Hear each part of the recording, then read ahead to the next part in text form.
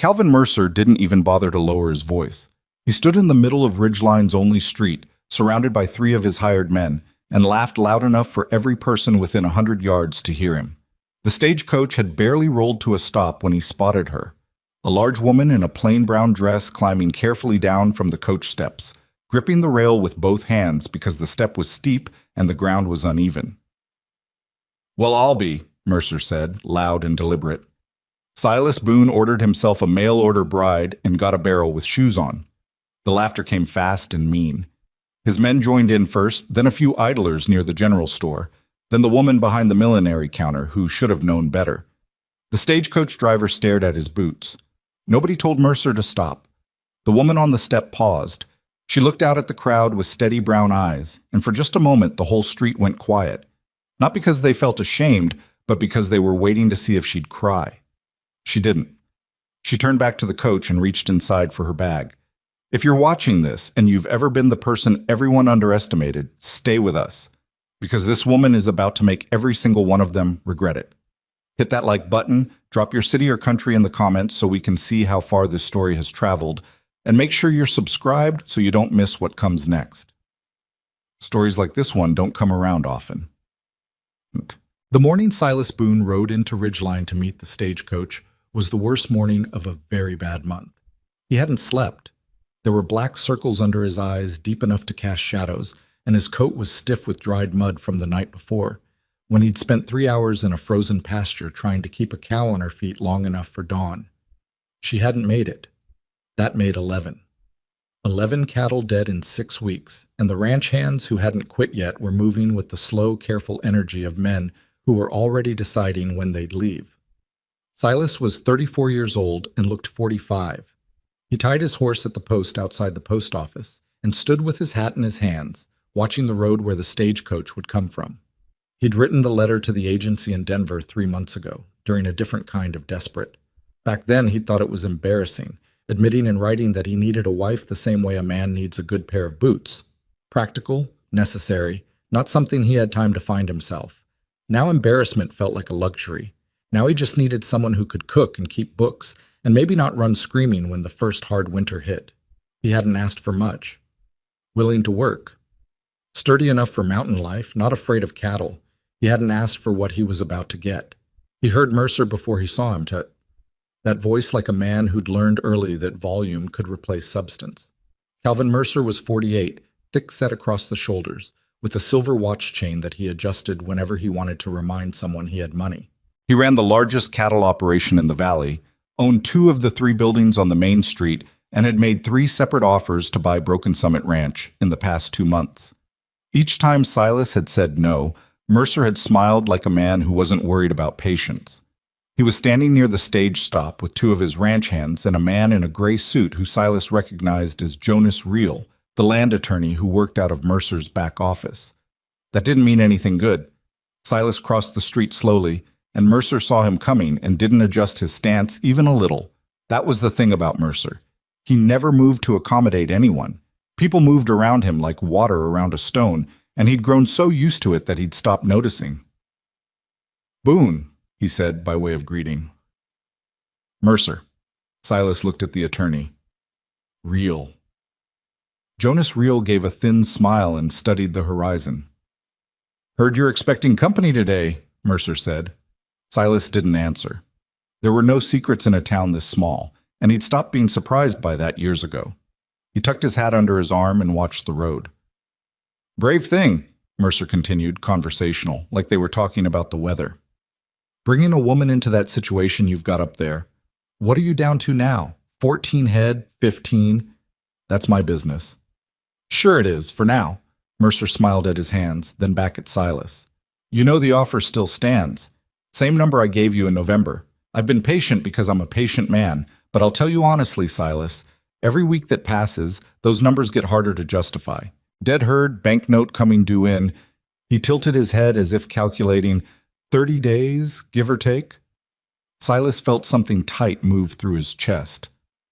"I said that's my business." Mercer rocked on his heels. "It's a hard thing, watching a ranch die slow. Your father built that place. I remember when it was something. It's a shame, is what it is." before Silas could respond to that, and he wasn't sure what he would have said, because the rage and the grief had gotten so tangled together lately, he couldn't separate them. The sound of the stagecoach reached them from around the bend. The crowd that gathered was typical for stage day. A dozen people or so clustered near the post office and the general store, waiting on mail or packages or relatives. Silas stood at the edge of it, stomach in knots, hat still under his arm. The coach swung around the corner and came to a stop in a cloud of frozen dust, and the driver climbed down and opened the door, and 3 passengers emerged in sequence. A young man with a carpet bag who immediately started looking for someone, an older man in a black coat who moved with purpose toward the hotel, and then a pause, just long enough to notice. And then Martha Calloway stepped down. She was... Silas registered this in the plain, observational way of a man trying not to react, larger than he'd expected. Not just tall, not just broad, but full-figured in a way that was immediately, visibly obvious. Her dress was sensible cotton in a deep brown, her coat was good quality, but worn, and her dark hair was pinned up under a traveling bonnet that had seen better days. She was perhaps 30 years old, though it was hard to say. Her face was, and this surprised him, he wasn't sure why, intelligent. Not beautiful in the way the agency photographs had implied, but awake, alert, like a woman who was always noticing things. She gripped the coach rail, stepped down carefully to the ground, and looked out at the assembled crowd with the calm expression of someone who'd been looked at before. Mercer spoke before Silas could move forward. "Well, I'll be." The voice, projected, amused. Silas Boone ordered himself a mail-order bride and got a barrel with shoes on. The laughter came fast, and Silas felt it like a physical thing, a wave of sound washing over the street. He saw Martha's expression shift, just fractionally, something tightening around her eyes, and then she turned back to the coach without a word and reached up for her bag. Silas was already moving. "Enough," he said, not loudly, walking past Mercer without looking at him. He reached the coach and stopped in front of Martha Calloway and put his hat back on his head and said, "You're Martha. I'm Silas Boone." He extended his hand. She looked at his hand, then at his face, and shook it with a firm grip. "I know," she said. "You look like a man who hasn't slept since October." It was such an unexpected thing to say that he almost laughed. "About right," he admitted. Behind him, Mercer said something to Reel in a low voice, and both men laughed again. Silas kept his back to them deliberately. "I have 2 trunks," Martha said. "They're heavy. I'll need help." "There are 2 trunks," the driver confirmed, opening the luggage compartment. He lifted the first one and immediately, visibly, staggered. "Lord above, what's in this?" "Books," Martha said, "and equipment." "Equipment," the driver repeated. "Yes." Silas helped wrestle both trunks onto the wagon. They were extraordinarily heavy for their size.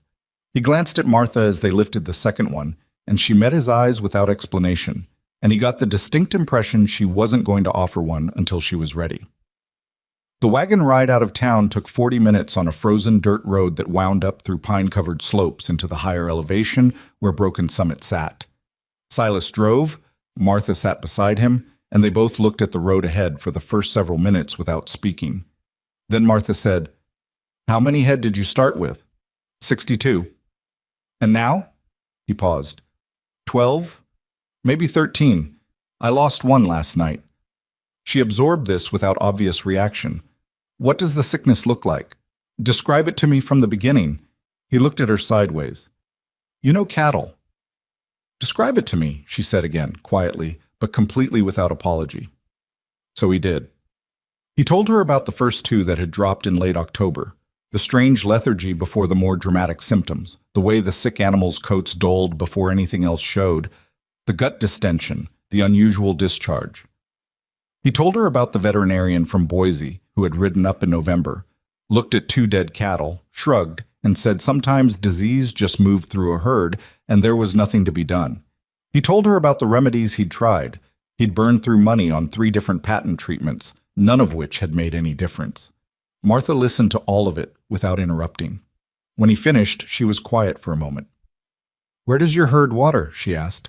"The spring at the north pasture, mostly. There's a creek in the south field, but it runs slow in winter, so he stopped. Something in her stillness made him stop. What? Nothing yet. She looked out at the mountains coming up around them. I want to see the spring. Why? Because your neighbors aren't sick, she said, and they share the same sky and the same altitude and probably the same parasites. What they don't share is your water source. Silas opened his mouth and closed it again. The wagon climbed.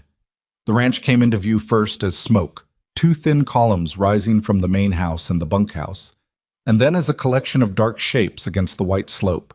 The barn, the outbuildings, the corrals, the low-slung house that Silas's father had built 30 years ago with his own hands and bad lumber that he'd later replaced board by board.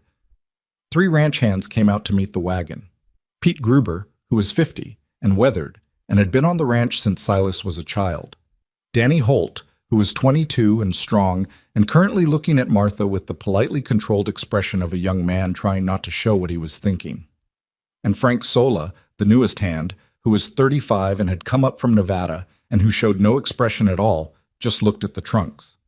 Help with those, Silas said, jumping down. What's in them? Danny asked, grabbing one side. Books, Martha said from the wagon. She climbed down slowly, measuring the drop, and landed solidly. And scientific equipment. Danny and Frank exchanged a look over the trunk. Pete said nothing. Pete watched Martha with the patient, evaluating look of a man who'd spent decades reading animals and weather and decided to apply the same approach to people. Martha looked around the yard. Her eyes moved. And Silas was watching this, he noticed it, with that same quick cataloging attention she'd used on him. Not nervous, not overwhelmed, calculating. Show me the sick cattle, she said. You want to see your room first? Silas asked. After, she said. The cattle first.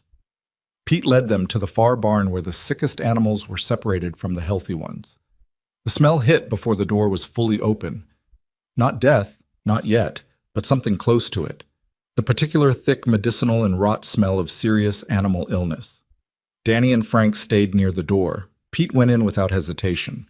Martha walked straight to the nearest animal and crouched down beside it with a slowness dictated by her body's proportions, careful, deliberate, and began examining the cow's eyes, her gums, her hooves. How long has this one been down? She asked. 4 days, Pete said.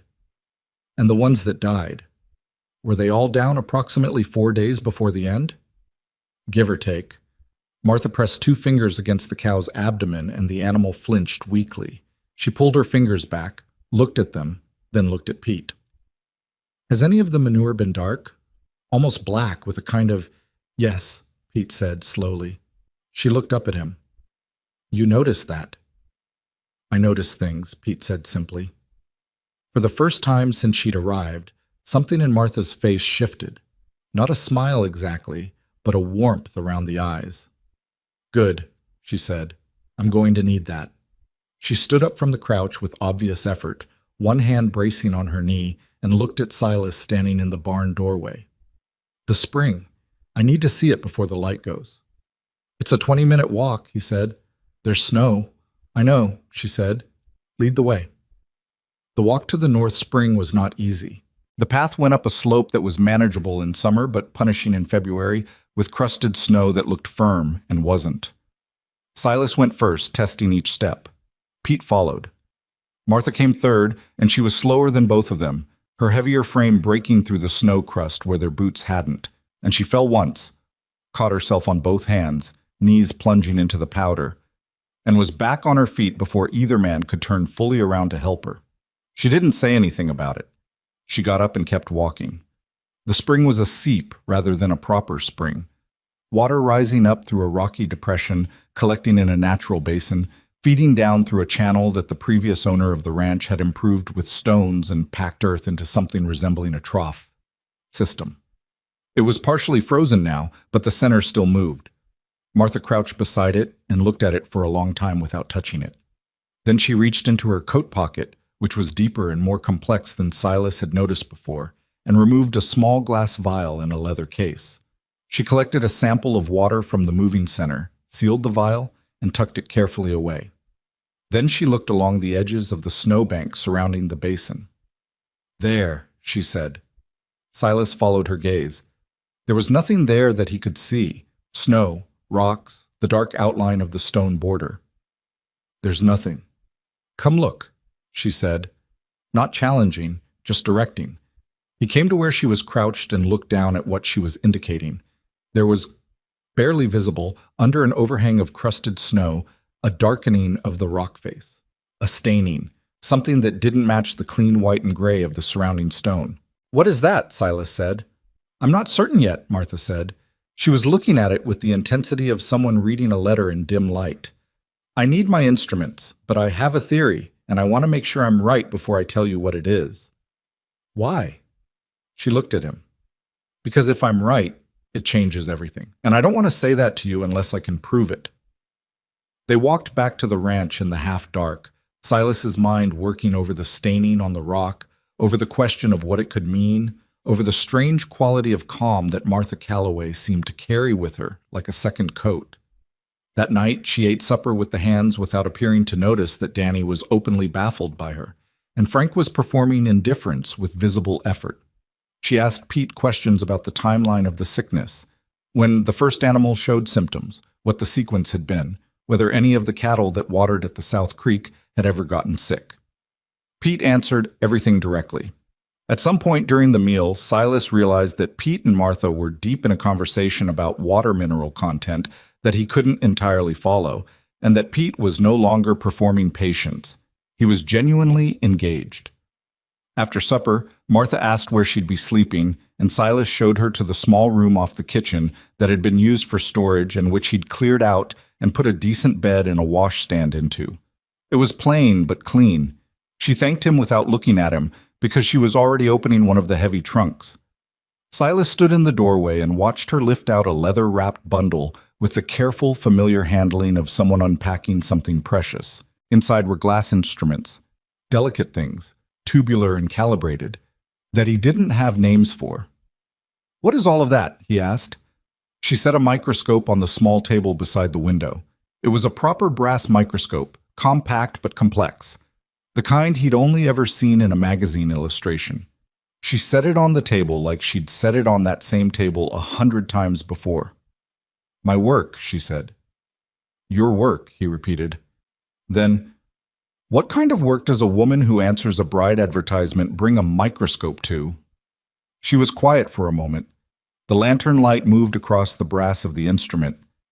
I'll explain it properly tomorrow, she said, when I have something to show you. Why not now? She looked at him then, and her expression was what?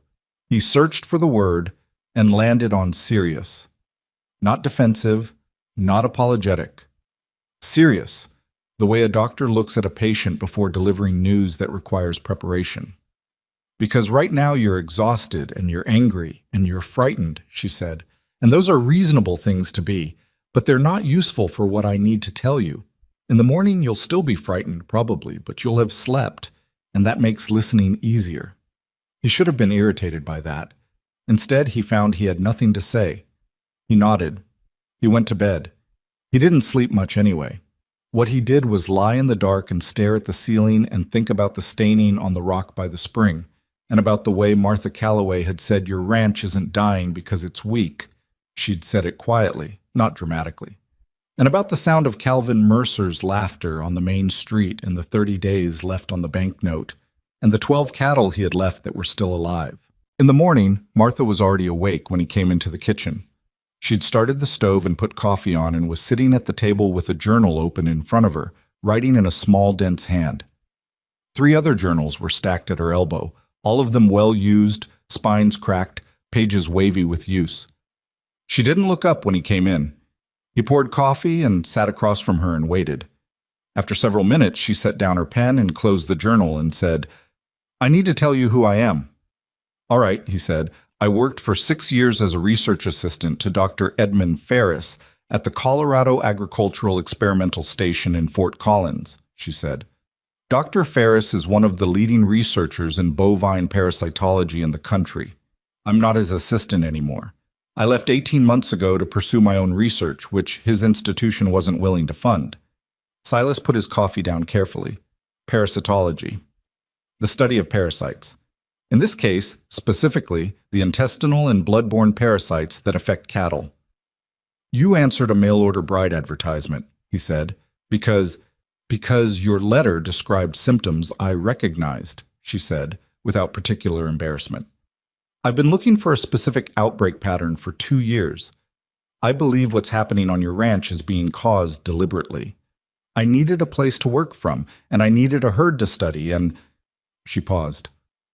I wasn't dishonest in my letter. I am willing to work. I am willing to be a partner to someone who needs one. I said nothing that was untrue. Silas stared at her. Deliberately, he said. You said deliberately. I said I believe it, she said carefully. I don't have proof yet, but the water sample I collected yesterday, combined with what Pete told me last night about the timeline and the sequence, the pattern is not natural. Natural die-offs don't move through a herd with that kind of regularity. They cluster and they spike and they fade. This has been steady, deliberate, like someone is managing it. The word managing sat on the table between them like something with weight. Mercer, Silas said. I don't have proof, she said again, firmly. I need 3 days in the laboratory to know what I'm dealing with, and I need to look more carefully at the spring and the land around it. She looked at him directly. I understand if this is not what you expected when you wrote to the agency. I understand if you want me to take my trunks and go back to Denver on the next stage. He was quiet for a moment. Outside, the wind moved through the pine trees with a sound like water. You think you can stop it? He said. The herd dying. I think I might be able to stop it, she said. I won't promise. I don't know yet what we're dealing with, but I think there's a chance. Silas picked up his coffee. He looked out the window at the barn, at the corrals, at the slope of the mountain going up behind the ranch buildings, white and enormous and indifferent. His father had built this place. His father had died on this land, and he'd said it was the best thing he ever built, which Silas had always taken to mean more than the buildings. You're not going back to Denver, Silas said. Get what you need from your trunks.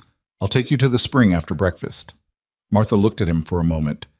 Then she picked up her pen and opened the journal again. I'll need Pete, she said. He notices things. I know, Silas said. I'll tell him. By mid-morning, the table in Martha's room had disappeared under a careful arrangement of instruments, glass slides, vials of water samples, and open journals filled with charts and notations. She worked with the focused, unhurried concentration of someone who had done this many times before, and she talked Pete through each step with a matter-of-fact patience that made it clear she was accustomed to explaining her work to people who hadn't been trained in it.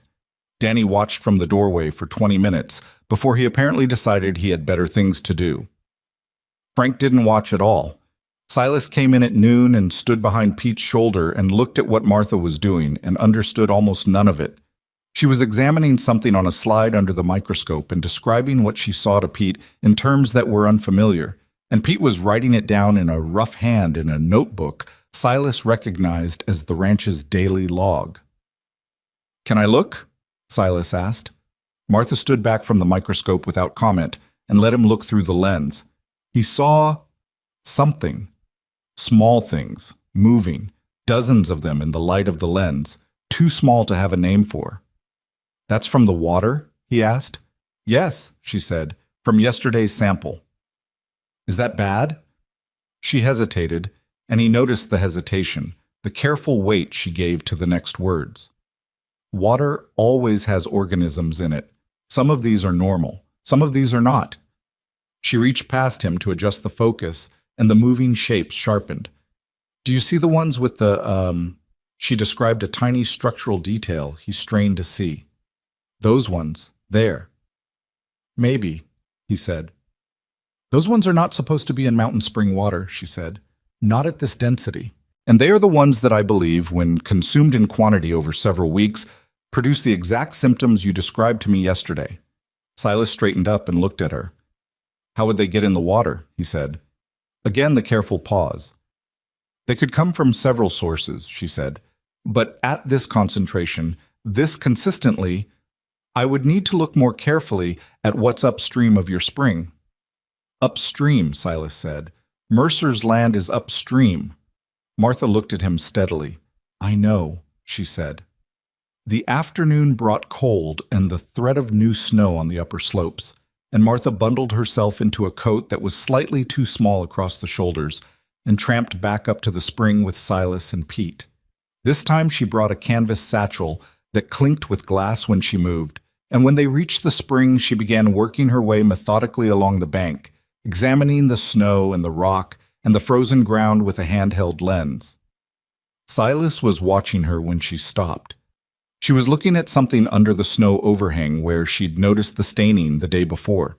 She got down on her knees in the snow, slowly, carefully, and he started to move to help her, and she waved him back without looking.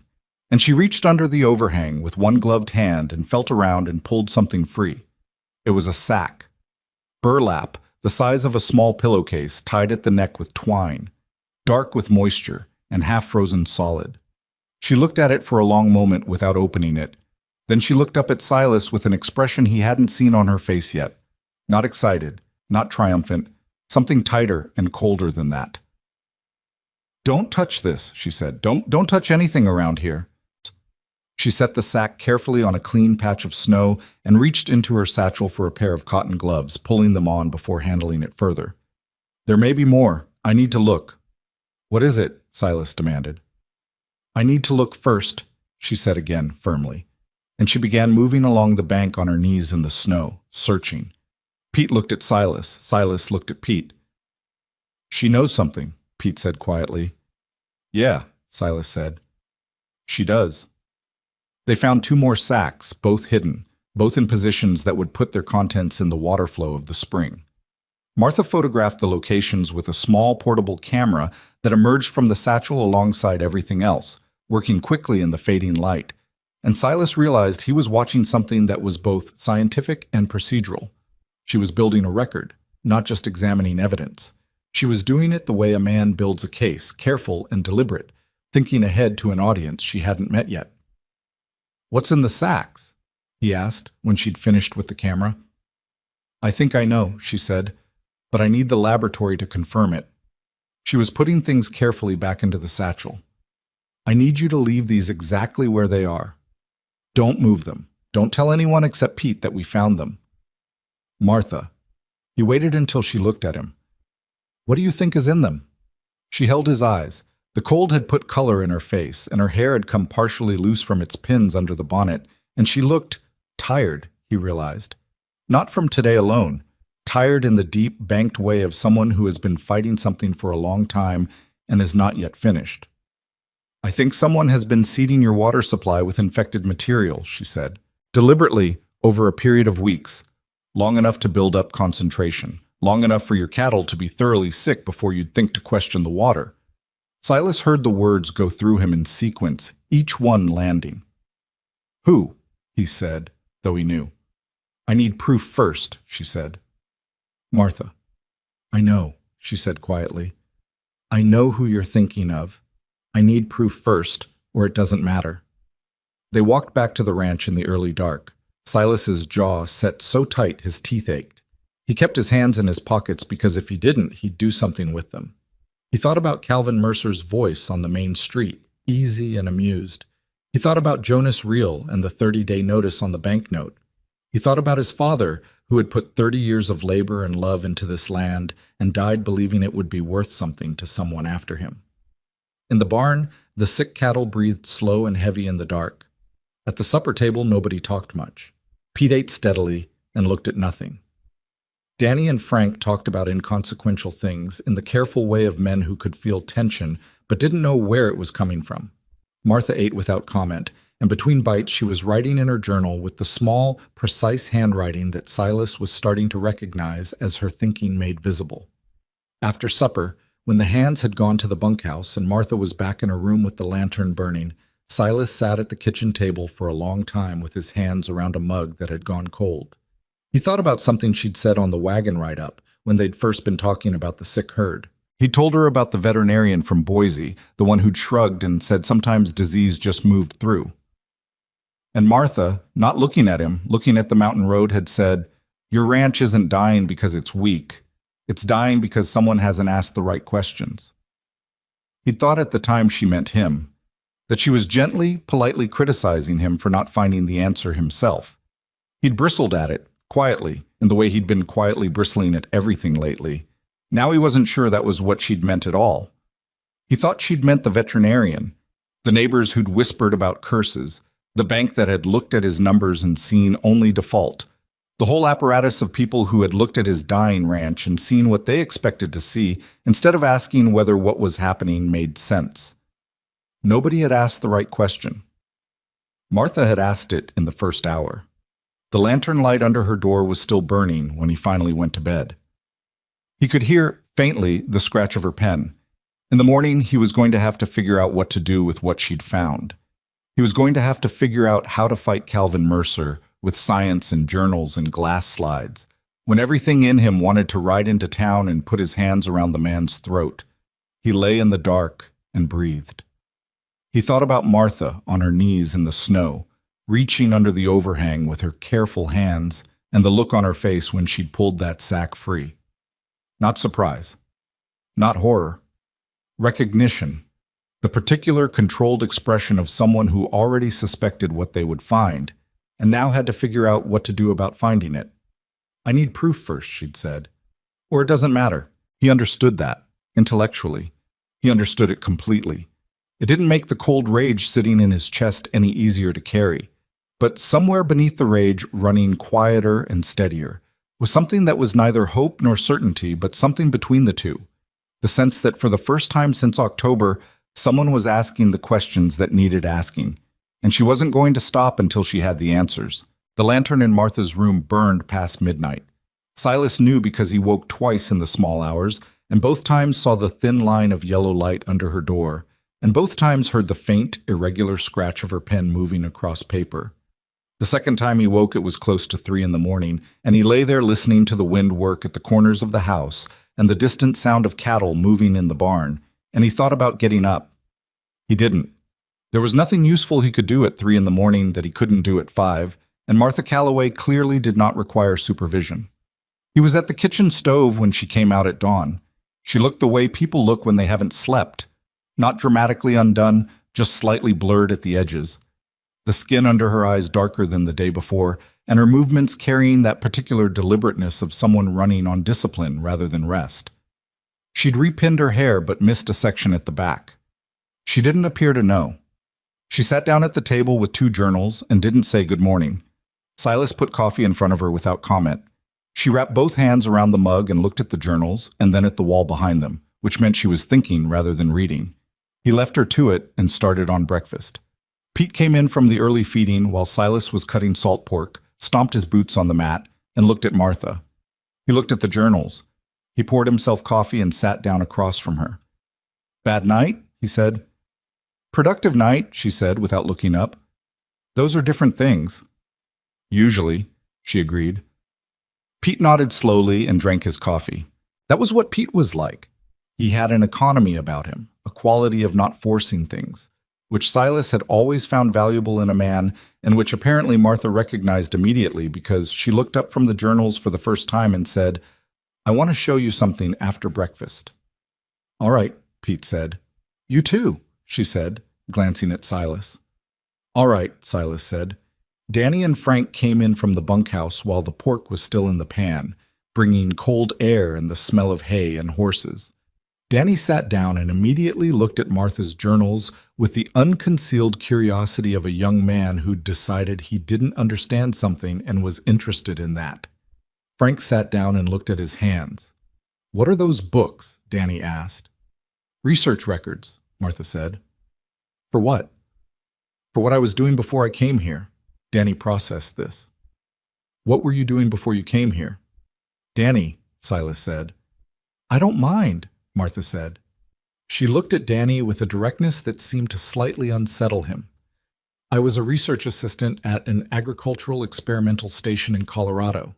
I studied bovine diseases, specifically parasitic diseases." Danny stared at her. "You're a scientist," he said.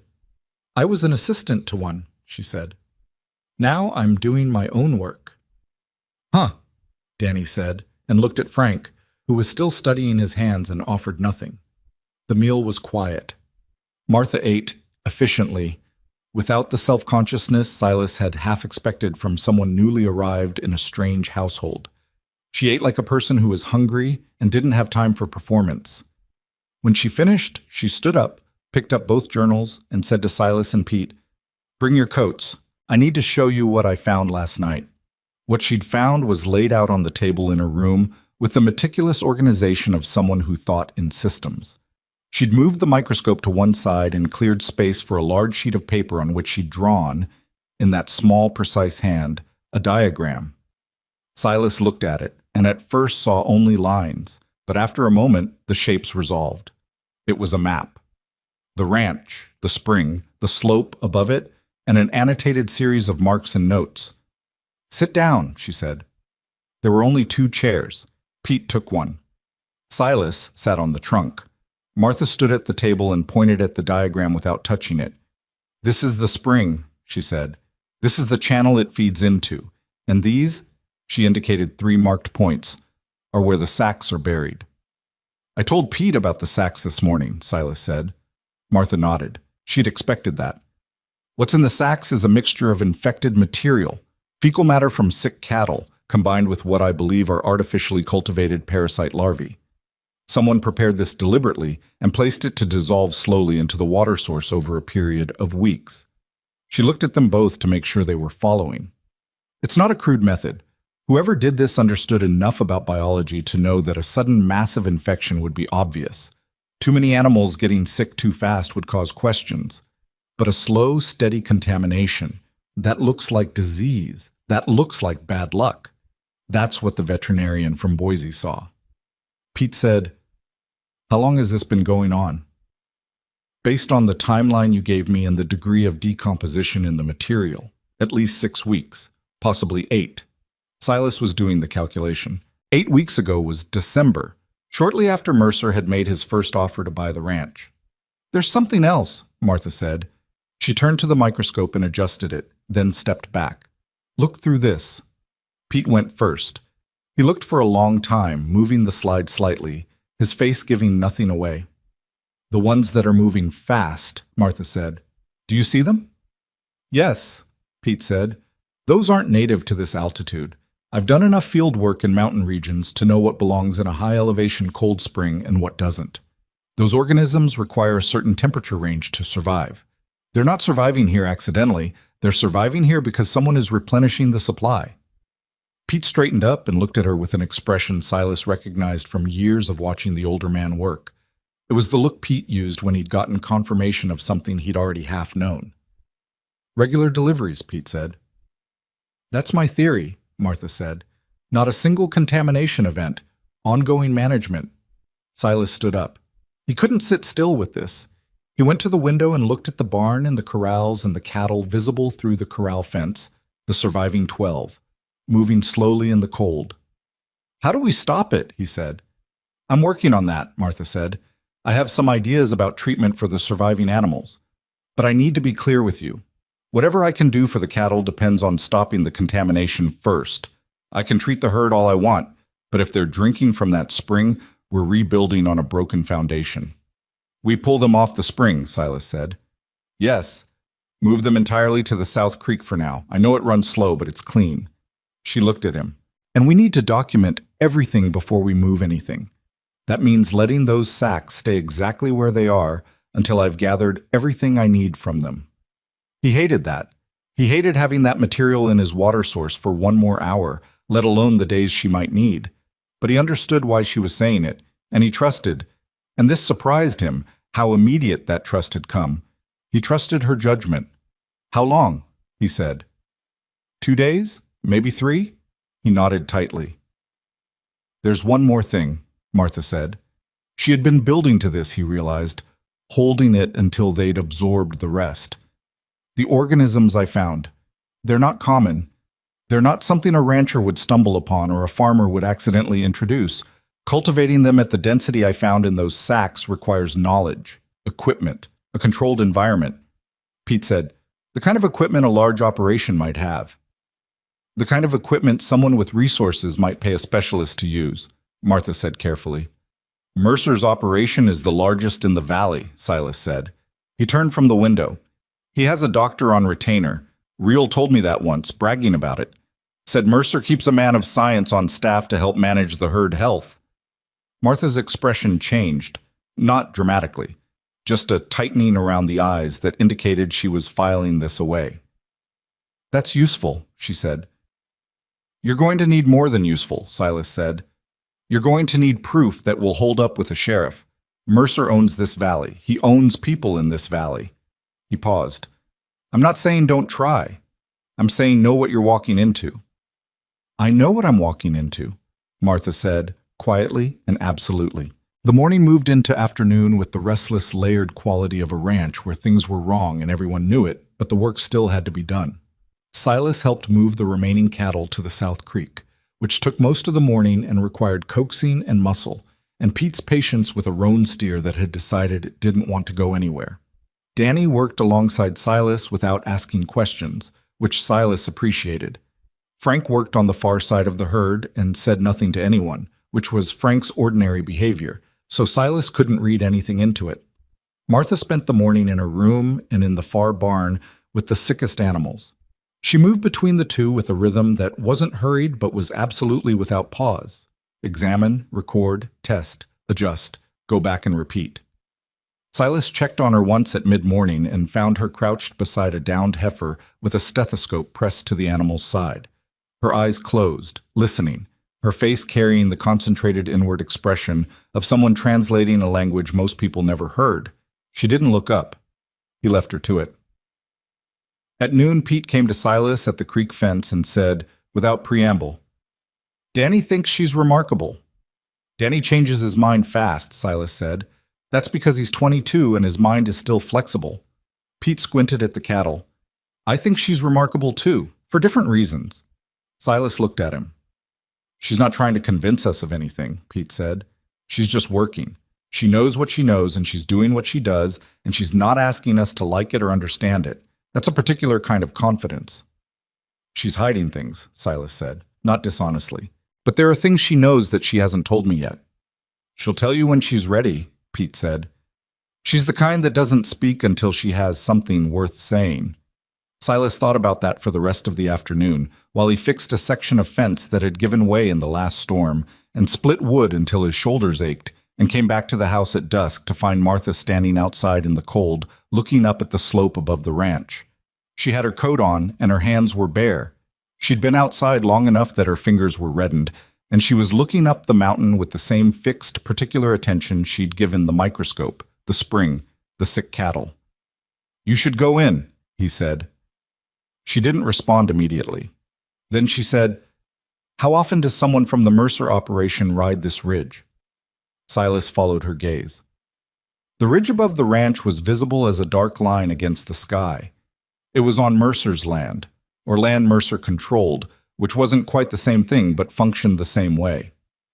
I've seen them up there a handful of times, he said, checking the tree line supposedly, looking for stray cattle. Looking at your spring, she said. He was quiet.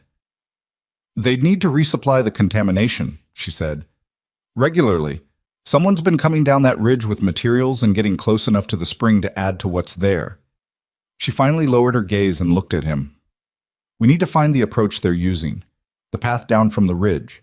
If there's a path, there may be evidence of use, tracks, marks, disturbed soil under the snowpack.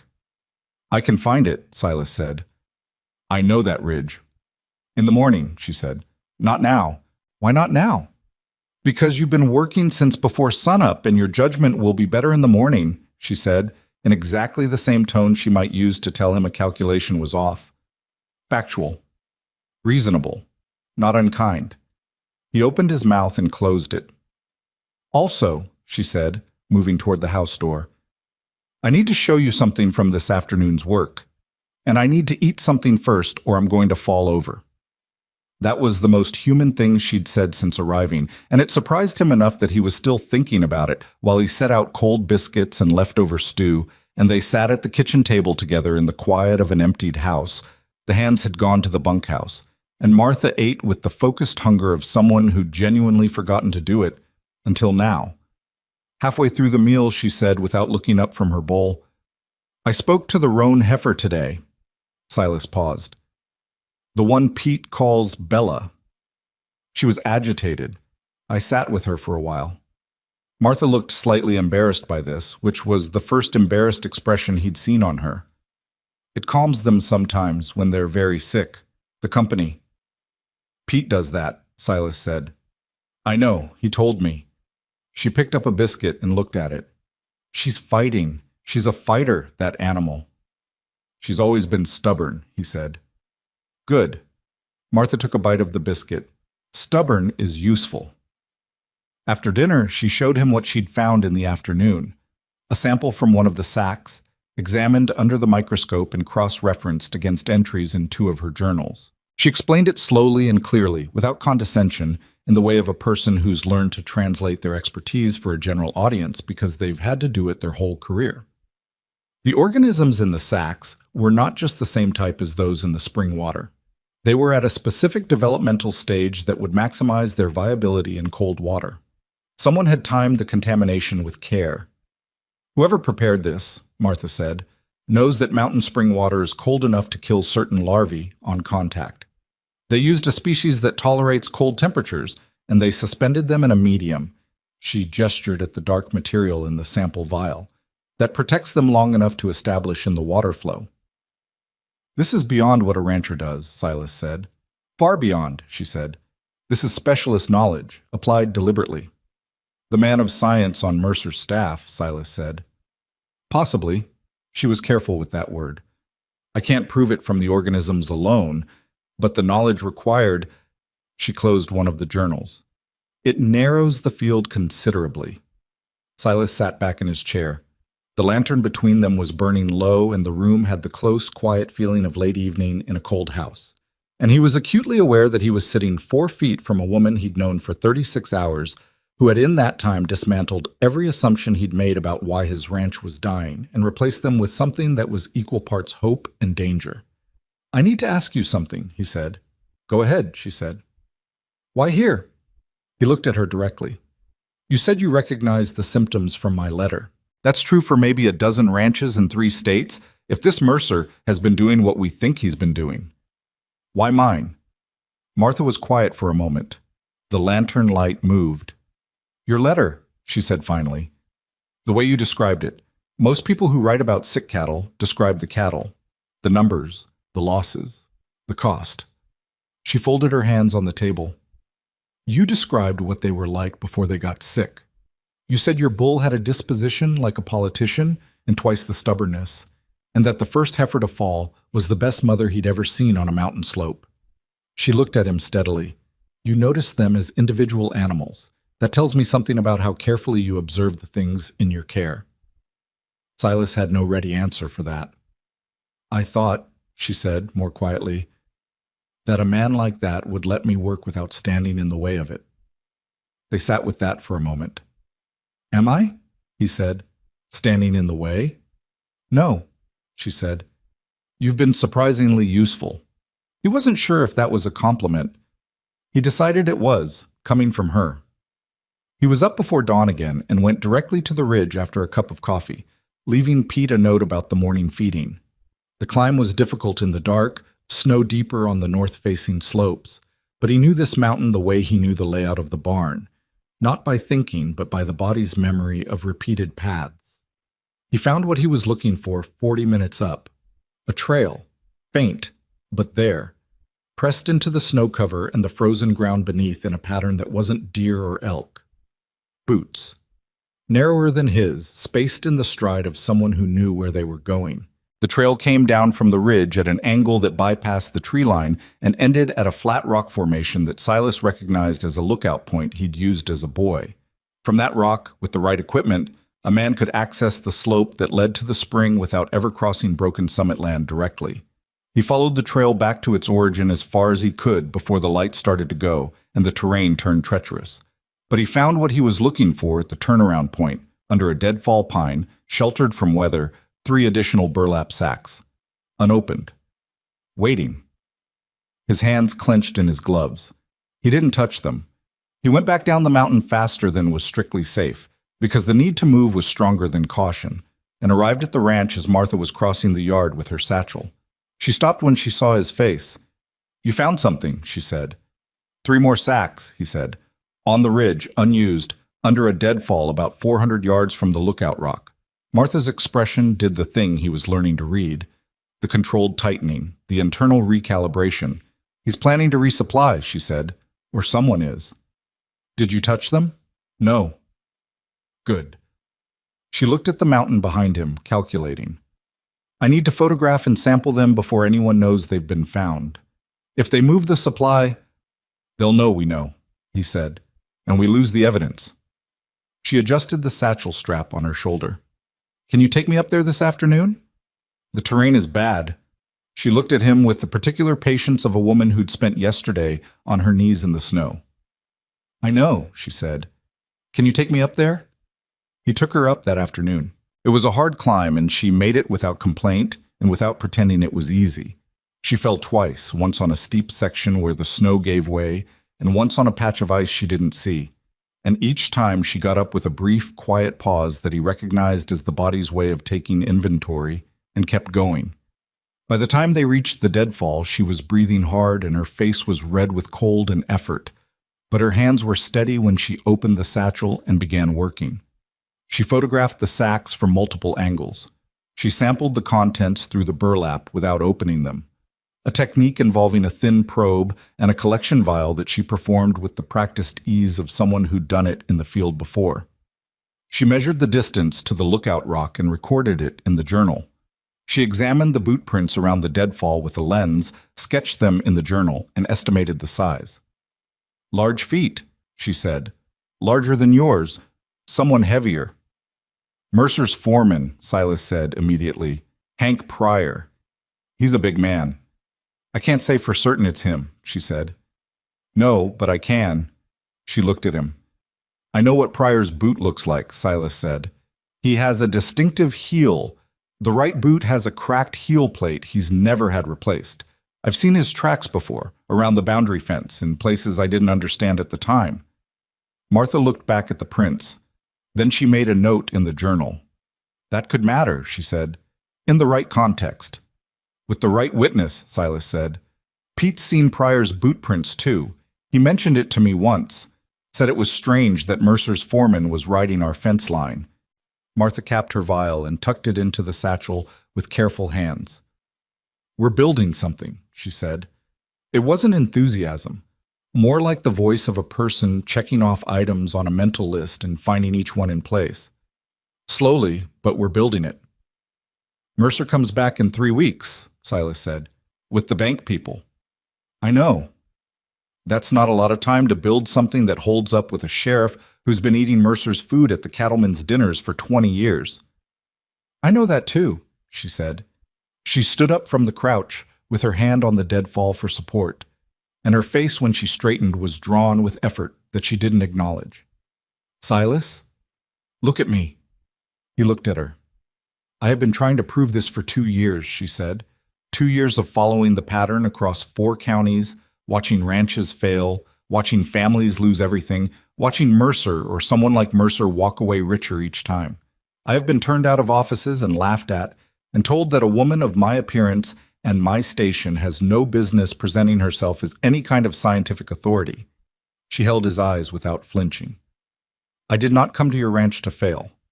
I came because I finally have access to the evidence that was always just beyond my reach. I'm not going to waste it." The wind moved through the pines above them and shook loose a small shower of snow from the branches. "All right," he said. "All right," she said, and picked up the satchel. The walk back down was slower than the walk up, which was always the way of mountains. They moved in silence for the first long stretch, single file, Silas breaking the snow ahead and Martha following. He was thinking about what she'd said. 2 years. He was putting together a picture of what those 2 years had looked like. The journals, the instruments, the way she carried her knowledge like something she'd had to fight for and didn't intend to put down. Halfway down, she slipped badly. The slope steeper than it looked, the snow crust deceiving. And this time she didn't catch herself. She went down hard on her left side and slid 2 yards before the ground leveled and stopped her. Silas was beside her before she'd fully registered what had happened, one hand on her arm. "I'm fine," she said immediately. "I know," he said, "but let me—" "I'm fine." She pushed up with both arms, assessed, stood. She was favoring the left hip, barely perceptibly, but he saw it. "You landed hard," he said. "I've landed harder." She adjusted the satchel and kept moving. He walked beside her the rest of the way down rather than ahead of her, and she didn't comment on this, which he took as acknowledgement. Back at the ranch, Pete met them in the yard with an expression that had a slight edge to it that Silas recognized as controlled concern. "Danny saw someone on the ridge this afternoon," Pete said, "while you were up there. Ryder on the eastern approach, watching the ranch." Silas went very still. "How long?" he said. 20 minutes, maybe." Then he turned around and rode back over. Martha said, "Was he close enough to see which direction we went?" Pete looked at her. "Possibly." "Then they know we went up the ridge," she said. She wasn't panicked. She was calculating, fast and visible, her eyes moving in that interior way. "They'll check the deadfall." "Not tonight," Silas said. "It's coming dark." "Tomorrow morning," she said. "Early. Which means we don't have 2 days." She looked at him. "We have tonight." Pete said, "What do you need?" Martha looked at both of them. For just a moment, in the cold yard with the light going out of the sky behind the mountain, there was something on her face that wasn't the controlled professional composure she'd worn since she arrived. It was a person carrying a very heavy thing and recalculating whether they could carry it faster. Then the composure came back. "Lanterns," she said. "Both of you, if you're willing. I need to process everything I collected today, and I need witnesses for what I document. If we're going to take this to anyone with authority, I cannot be the only person who has seen this evidence." She looked at Silas. "And I need the ranch hands, Danny and Frank, whatever they think of me." "They'll come," Silas said.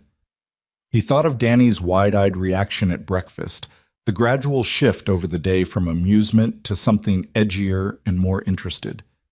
"Danny will come. Frank—" "I'll talk to Frank," Pete said simply. Silas nodded. That night, the 5 of them crowded into Martha's small room around the table with 3 lanterns burning, and Martha walked them through everything she'd found in sequence: the water samples, the sacks at the spring, the samples from the ridge. She explained each piece of evidence in plain language, connecting it to the next, and the room was so quiet that the lantern's hiss was audible. Danny sat with his elbows on his knees and his face in his hands for a long stretch of it, staring at the microscope after his turn at the lens. "Someone did this on purpose," he said, not a question. "That's what the evidence indicates," Martha said. "Someone rode up that ridge and put poison in our water and watched these cattle die," Danny said, and his voice had a quality in it that Silas recognized. The voice of a young man encountering something genuinely evil for the first time and not quite having the framework for it yet. Week after week. "Yes," Martha said.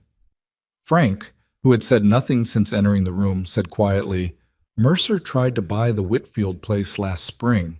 The Whitfields had a sickness in their herd the winter before. I knew Tom Whitfield. He sold to Mercer for 1/3 of what the place was worth." Everyone looked at him. Frank looked at the table. "I didn't put it together," he said. "I should have." "You weren't supposed to put it together," Martha said. "That was the point." The documentation went on for 3 hours. Martha narrated each piece of evidence. Pete recorded it in the ranch log in his steady hand, and Silas and Danny and Frank signed each entry as witnesses. By the end, the ranch log had 17 pages of annotated entries covering water contamination, specimen analysis, physical evidence location, and timeline correlation. It was not a legal document, but it was a record, signed by 5 people, of what had been found and where and when. When it was finished, Martha looked at the assembled pages and let out a slow breath. "It's not enough on its own," she said, "but it's the foundation." "What do we need on top of it?" Silas asked. She looked at him. "We need the surviving cattle to recover, because a living herd is evidence that the contamination was the problem and that it's been removed. A dead herd is just a failed ranch." She gathered the journals carefully and stacked them. "And we need one more thing." "What?" "We need someone with enough standing that people will listen." She looked at her hands, then at the journals.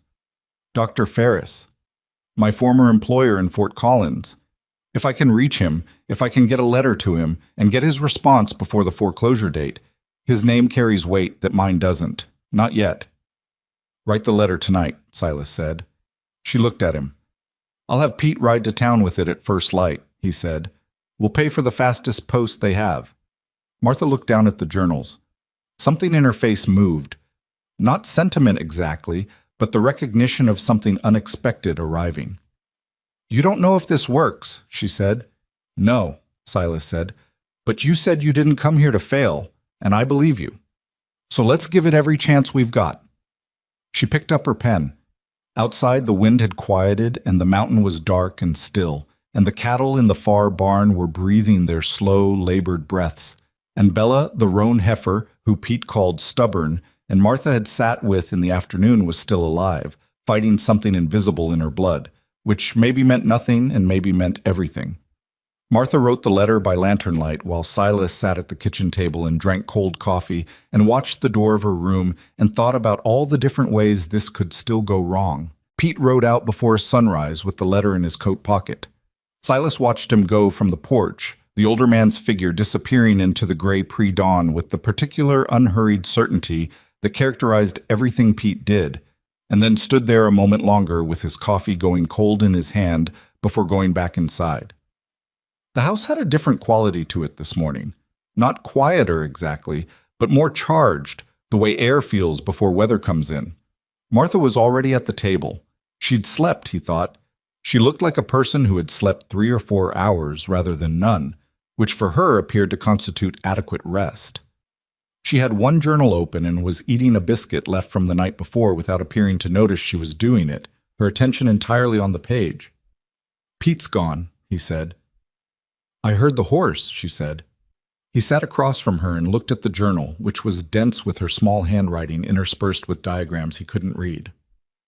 How long for a reply from Ferris, if he responds?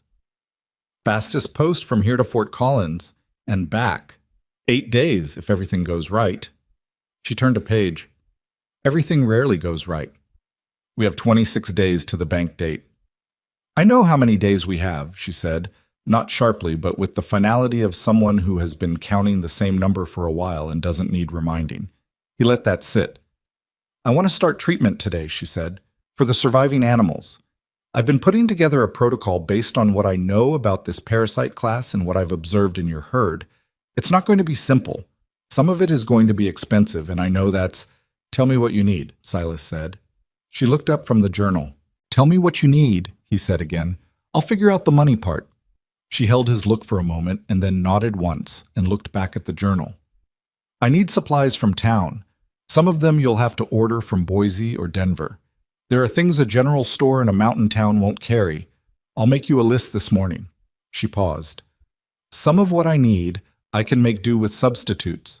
I know how to adapt, but there are 2 compounds I cannot substitute, and if we can't get them, write the list, he said. We'll figure it out. She wrote the list. It covered 2 pages in her precise hand, items annotated with acceptable substitutes where they existed and marked with a star where they didn't. Silas read it at noon, sitting at the kitchen table, and felt the familiar weight of numbers settling on his chest. Not just the cost of the supplies, but the cost of everything. The banknote, and the dwindling operating money, and the fact that he had 12 surviving cattle whose odds he still didn't know. Then he folded the list and put it in his coat and saddled his horse and rode to town. Ridgeline in February had the stripped-down, enduring quality of a place that had made peace with cold. The main street was half-frozen mud under a skim of new snow, the kind that looked clean until you stepped in it. The general store was warm and smelled of sawdust and tobacco, and Ambrose Kelly behind the counter was the same Ambrose Kelly who'd sold Silas's father supplies for 30 years, and who looked at the list with his reading glasses perched on his nose and his lips moving slightly. Most of this I can do, Ambrose said. These 2, he tapped the starred items. I'd have to wire Denver. 3 days, maybe 4 if they have it in stock. Wire them today, Silas said. Ambrose looked at him over the glasses. This is an unusual order, Silas. It is. This is medicine. For livestock, looks like. But these are compounds I don't ordinarily stock. Who's ordering this? Silas paused because he'd anticipated this question and hadn't entirely decided how to answer it. The smart play was probably discretion. The thing he wanted to do was say his wife's name and let Ambrose Kelly and whoever was listening make of it what they would. "My wife," he said. "She has a background in veterinary science. She's treating the herd." Ambrose's eyebrows moved. "Your wife." "Martha Calloway Boone," Silas said, and the name felt strange in his mouth. They hadn't discussed names, hadn't had the formal ceremony the agency had outlined in their materials, but the naming of it felt important right now, in this room, with Ambrose Kelly's eyes slightly too knowing behind those reading glasses. "The woman who came in on last week's stage," Ambrose said. "Yes." Ambrose looked back at the list. He was quiet for a moment, in the considering way of a man who is doing more than reading a supply order. Then he set the list on the counter and said, "I'll wire Denver this afternoon. I'll have everything I have in stock ready by tomorrow morning." "I appreciate it, Ambrose." "Silas." Ambrose took his glasses off and set them on the counter too, which meant he was about to say something worth listening to. "Mercer's foreman was in here 2 days ago asking questions." Silas kept his face steady. "What kind of questions?" "About the stage, about what came off it, about the passenger list." Ambrose folded his hands on the counter. "I told him what's public knowledge, which is what he already knew, but I thought you should know he was asking." "I appreciate that too," Silas said. He bought what the store had in stock, loaded it in the wagon, and was back on the road within the hour. The whole time he was in town, he'd felt the particular exposed quality of a man who knows he's being watched from somewhere he can't see. He didn't see Mercer. He didn't see Pryor. He didn't see Jonas Reel. That didn't mean they weren't there. When he got back to the ranch, Martha was in the far barn. She'd moved a work table in there during the morning and set it up near the stall where Bella and 2 other sick animals were housed. And she was working at the table with a precision that had apparently compelled Danny to watch from the entrance of the stall, sitting on a hay bale, with his arms on his knees, his expression no longer performing anything. Frank was in the stall too, crouched near Bella's head, one hand resting on the animal's neck. Silas stood in the barn doorway and looked at this arrangement for a moment. Frank, who said little to anyone, who'd arrived from Nevada 8 months ago, and whom Silas had never fully read. Frank was talking to the heifer, too low to make out words, his big hand moving slowly on her neck. Martha looked up when she heard Silas's boots on the barn floor. She saw the supplies in his arms. Her expression didn't dramatically change, but something in it settled. "You got everything?" she said. Everything he had. "The 2 starred items will come from Denver in 3 to 4 days. She nodded, already moving toward him to take some of the load and sort through it with quick, knowledgeable hands. "That might be all right," she said, half to herself. "I can start the initial protocol with what we have and add the second compound when it arrives. It's not ideal sequencing, but it can work." "Will it work?" Silas asked. She looked at him directly. "I don't know yet," she said. "I need to know it can work in theory before I know it works in practice. And I need it to work in practice before I know if we have enough time." She set a bottle on the table and picked up another. "What I can tell you is that the animals who are still standing have more fight in them than I expected. Your herd is hardier than average." "Mountain bred," Silas said. "My father selected for it. It shows." She uncorked a vial and held it to the lantern light and looked at it. "The one's in the worst condition. There are 3 I'm genuinely uncertain about. Bella, I think, will make it. She's breathing better this morning than yesterday." "She's stubborn," Silas said. "I know," Martha said, and he heard in those 2 words an echo of the previous night's conversation that she probably didn't intend to leave audible. The treatment protocol that Martha implemented over the following days was nothing like the patent remedies Silas had burned money on in the fall. There was nothing quick or theatrical about it. It was slow, painstaking, carefully sequenced work that required attention to each animal individually. Different dosages calibrated to weight and condition, observation periods between administrations, records kept for each animal in a dedicated section of her journal. She showed Silas, Pete, Danny, and Frank what to watch for between her own monitoring sessions, so that the animals were effectively under continuous observation through the daylight hours. She didn't ask permission to take over the barn. She didn't apologize for reorganizing the supply cabinet to suit her work or for commandeering the work table, or for the fact that her instruments and her bottles and her journals occupied what had previously been empty space. She simply did what needed doing, and the ranch accommodated her the way running water accommodates the shape of what it moves through. Danny, in particular, became something close to a devoted assistant. He had the natural aptitude of someone who was good with his hands and interested in understanding things, and he absorbed everything Martha explained with a speed that she acknowledged with the slight nod she used to indicate that something was going as she'd intended. "He's good," she said to Silas on the third morning. "He listens without translating everything through what he already thinks he knows. That's rarer than people realize." "He's young," Silas said. "Youth has nothing to do with it," she said. "You do it too." Silas wasn't sure how to respond to that, so he didn't. On the fourth day, the first of the severely sick animals died. It was the older cow, the one Pete called Marigold and who had been the most compromised when Martha began treatment. She went in the early morning quietly, and Pete found her when he came in for the first check. He came to the house and told Martha without embellishment, and Martha put down her coffee and went to the barn, and Silas followed. She stood at the stall door and looked at the animal for a long moment. Her face was doing the controlled inward thing, but underneath it he could see something that wasn't scientific. She'd spent time with this animal every day for 4 days. She'd sat with her the way she'd sat with Bella. "I knew it was possible," she said. "The infection load was too advanced when I started. Her system couldn't—" She stopped. Started again. "I knew it was possible." "Martha," he said. "I'm fine," she said. Not defensively, just stating the condition. "I know you are," he said. "I'm still sorry." She looked at him. She seemed to consider several responses and find all of them inadequate. She settled for a single nod and went back inside to start the morning's work. That afternoon, Silas was splitting wood behind the barn when he heard horses on the main road. He set down the axe and walked around to the front of the property and felt his jaw tighten when he recognized the rider coming through the gate. Hank Pryor, Mercer's foreman. Big man, wide in the shoulders, with a way of riding that expressed entitlement without trying to. And behind him, 2 other men Silas didn't know, both wearing town clothes rather than ranch clothes, which meant something. Silas walked to the middle of the yard and stopped. Pryor pulled his horse up and looked down at Silas with the comfortable ease of a man who's used to being larger than the people he's talking to. "Boone," he said. "Pryor. What do you need?" "Just riding through. Mr. Mercer asked me to check on how things were going up here." His eyes moved past Silas to the barn. "Heard you had a new arrival." "My wife," Silas said. "She's working." Pryor shifted in the saddle. Mr. Mercer wanted to convey that his offer still stands. Given the circumstances, he might even consider improving on the original number. He said this with the careful neutrality of a man delivering a practiced line, out of neighborly concern.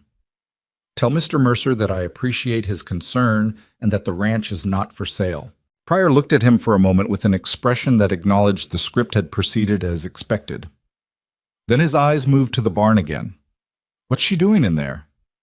"Treating the herd," Silas said. "With what?"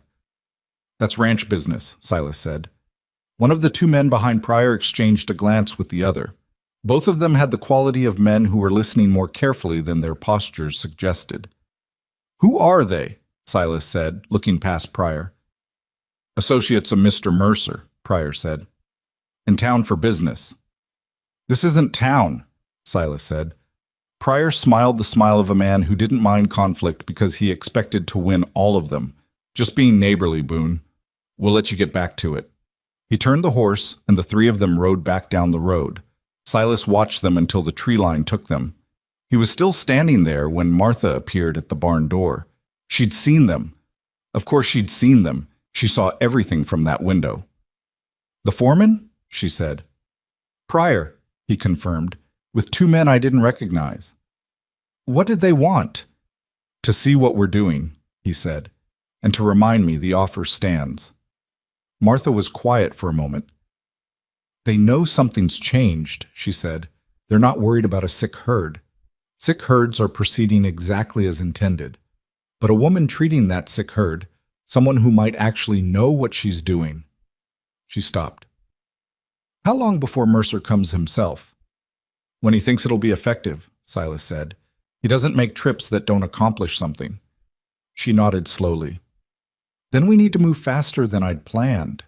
She disappeared back into the barn. That evening, Pete returned from his 2-day ride to the county seat at Silver Fork. He came in looking road-worn and handed Silas a folded paper and poured himself coffee and sat down heavily. The paper was a copy of the land records for the parcels surrounding Broken Summit. Martha had asked Pete to get them 3 days ago when she'd been building her documentation. Silas spread it on the kitchen table and looked at the chain of ownership marked in Pete's notes across the top. 4 ranches. All of them had changed hands in the last 3 years. All of them were now controlled by Mercer's Consolidated Cattle Company, bought at prices that the county records, when Pete had compared them to the assessment rolls, were between 40 and 60% below assessed value, and all 4 of them had experienced herd sickness in the 18 months before Mercer bought them. Silas set the paper on the table and stared at it. He's been doing this for years, he said. Pete sat with his coffee. Long enough to get good at it, he said. Martha came in from the barn, reading something in her journal as she walked, which was a habit that Silas had already mentally cataloged as a genuine risk for door frames. She stopped when she saw the paper on the table. She came to look at it without asking what it was. She read Pete's notes. She looked at the names of the ranches, the dates, the prices. Her face was very still. All 4? She said. All 4, Pete said. She sat down. She set the journal on the table and put both hands flat on it and looked at the far wall for a long moment. Something was happening behind her eyes that Silas couldn't entirely read.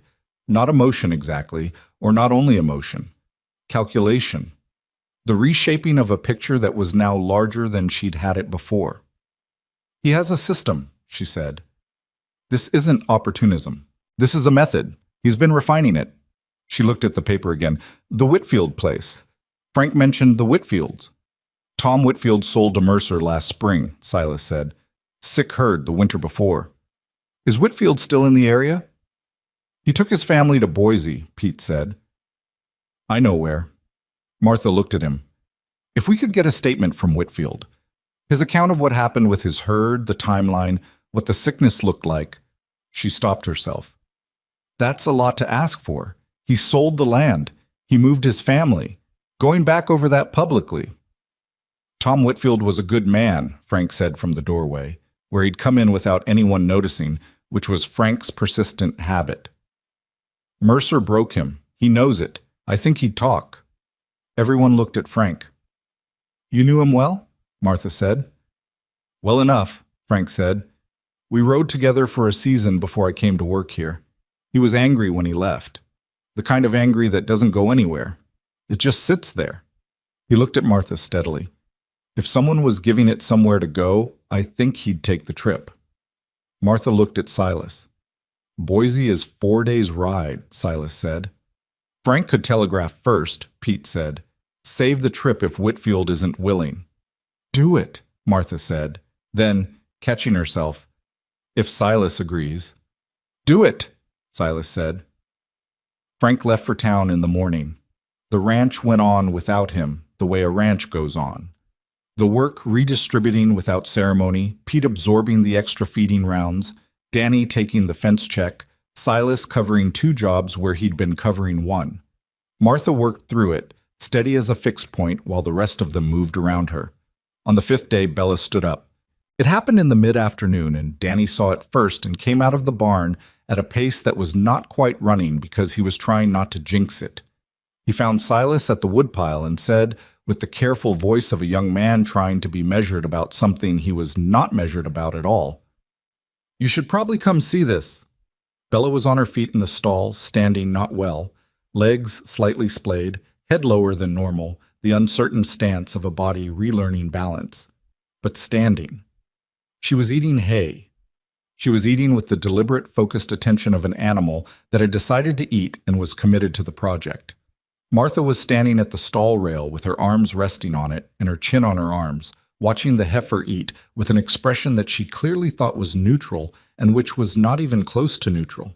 Silas stood beside her and didn't say anything.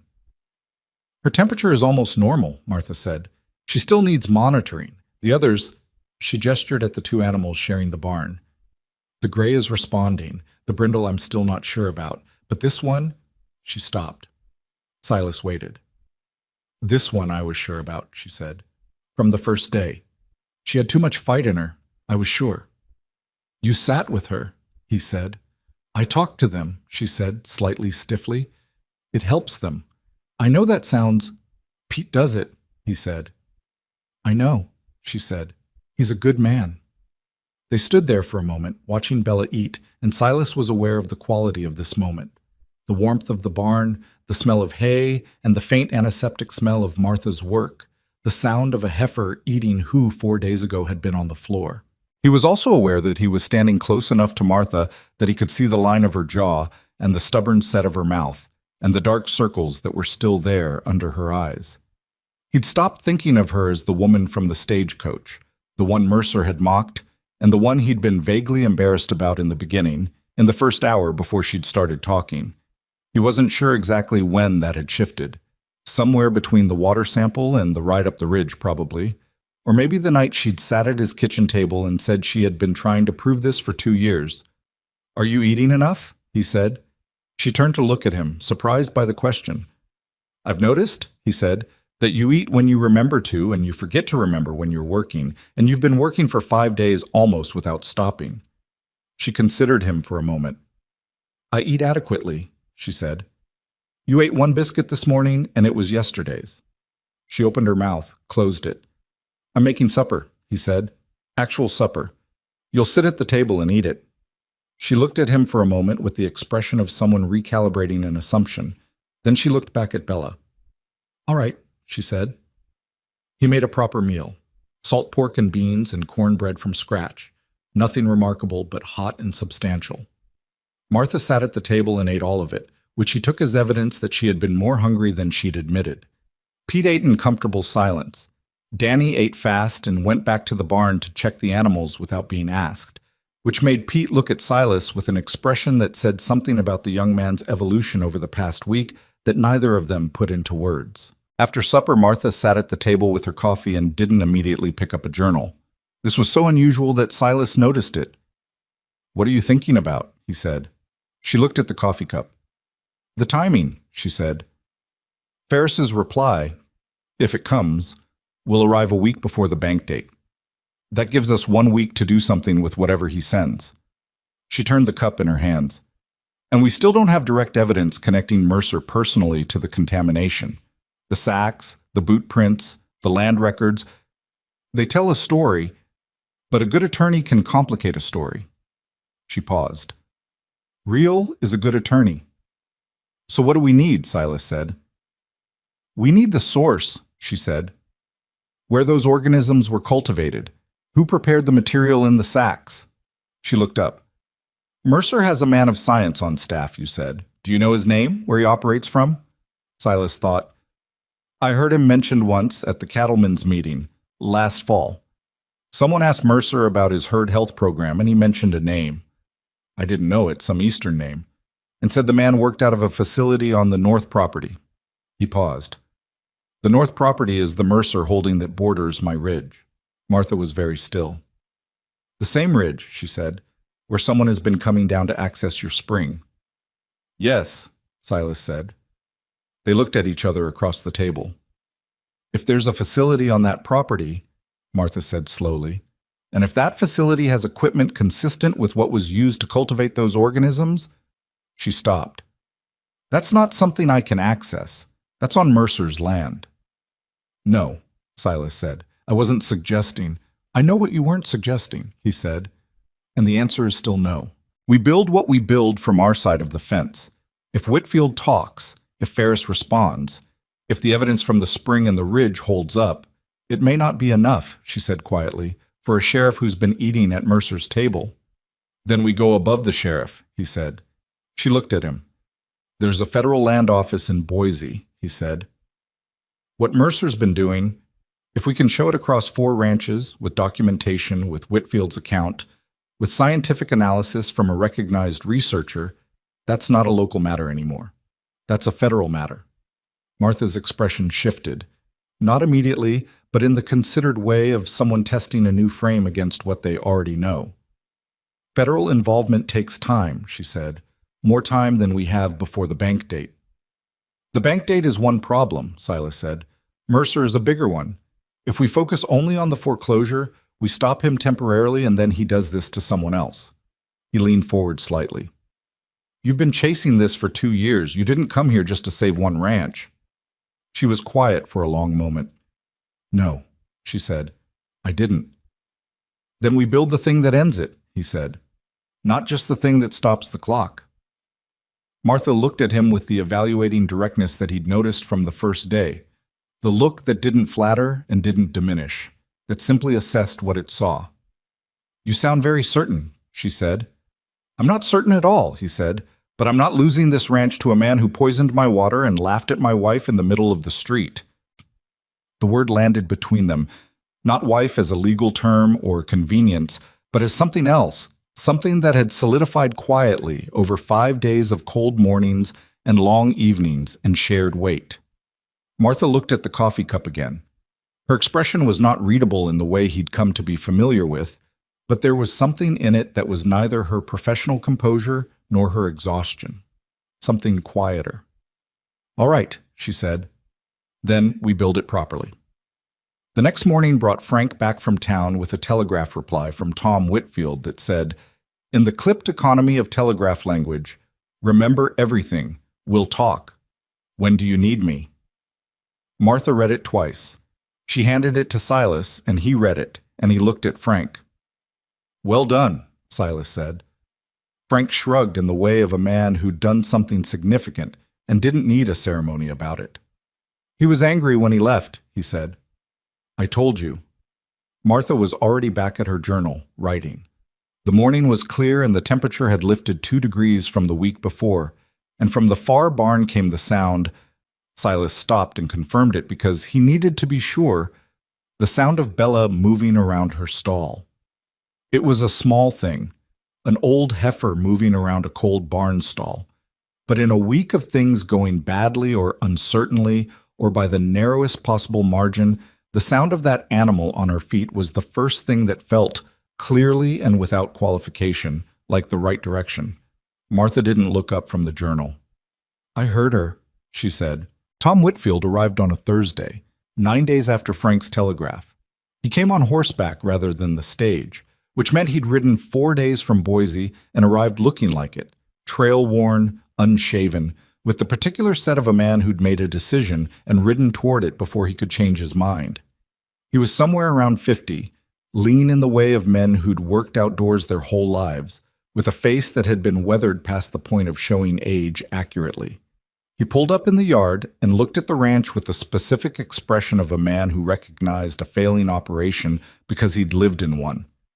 Silas met him at the gate. Whitfield, he said. Boone. Whitfield climbed down and shook his hand with a grip that was still strong. Frank said you had something worth hearing. I figured the least I could do was return the favor. He looked at the barn, the corrals, the slope of the mountain. Herd sickness? Was, Silas said. We're pulling out of it. Whitfield's eyes came back to him with a sharpness that the trail dust didn't obscure. How? Come inside, Silas said. There's someone you need to meet. Martha was at the kitchen table with 3 journals open and the remains of a working lunch pushed to one side. She looked up when they came in and assessed Whitfield in the way she assessed everything, quickly, without performing the assessment. Mr. Whitfield, she said, sit down. I'll get coffee. She said it with the ease of a woman in her own kitchen, and Silas noticed this without remarking on it, noticed it the way you notice something that's quietly become true without announcement. Whitfield sat. He looked at the journals. He looked at the microscope, which had migrated from the back room to the kitchen table that morning for reasons Martha hadn't explained. He looked at Silas. Your wife? He said low. Yes, Silas said. Whitfield nodded slowly, taking in more than the word. Martha set coffee in front of him and sat across from him and said, without preamble, I want to ask you about the winter before you sold, specifically about the sickness in your herd. I want to know when the first animal went down, what the symptoms looked like, and where your primary water source was located." Whitfield looked at her for a moment. Then he wrapped both hands around the mug and started talking. He talked for 2 hours. Martha listened without interrupting except to ask precise, targeted questions at intervals. Not leading questions, questions that opened space for him to fill. She took notes in the journal with her small handwriting. Silas sat at the end of the table and listened, and Pete came in partway through and stood by the stove and listened too. And what emerged from Tom Whitfield's account was a story that mapped detail by detail onto what had happened at Broken Summit. The timeline was different, but the shape was identical. The slow onset, the confusion about cause, the veterinarian who'd come and shrugged, the creeping financial pressure as the herd declined, the first offer from Mercer's people, which had seemed low but not insultingly so, the second offer after more animals died, the third offer, which Whitfield had taken because by then there was nothing left to hold with. "My water source was the creek on the north boundary," Whitfield said. "Mercer's land is uphill from it." Martha set her pen down. "Did you know that at the time?" she said. "I knew the geography," he said. "I didn't know what it meant." He looked at his coffee. "My wife knew something was wrong. She said it felt managed. That word, managed. I told her she was imagining it." He paused. "I've had a year and a half to think about that." "Mr. Whitfield," Martha said, "I want to show you something." She took him through it the way she'd taken Silas and Pete and the hands through it. The water samples, the specimens under the microscope, the documented evidence from the spring and the ridge. Whitfield was not a scientist, but he was a man who'd spent his life reading land and animals, and he followed her explanations with the focused attention of someone who is hearing, for the first time, an account of something that happened to them that makes complete sense. When she finished, he sat back and was quiet for a long moment. "He poisoned my water," he said. "The evidence indicates that someone did," Martha said, "and that the method and the organisms used are consistent with what was done here." "It's the same man," Whitfield said, not a question.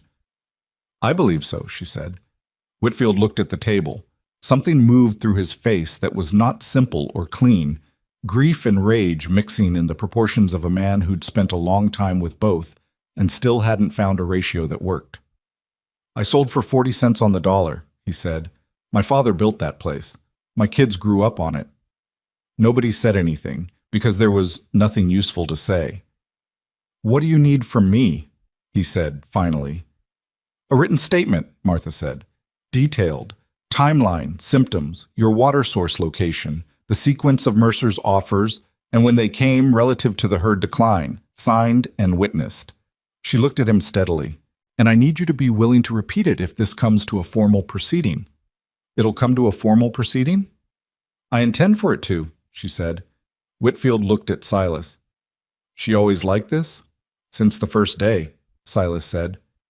Something in Whitfield's expression settled. "All right," he said. "Give me paper."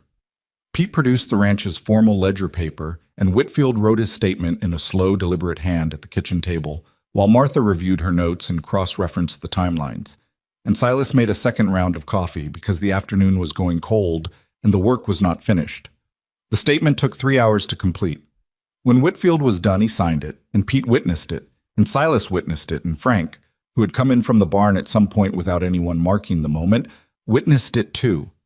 Whitfield looked at the signed pages.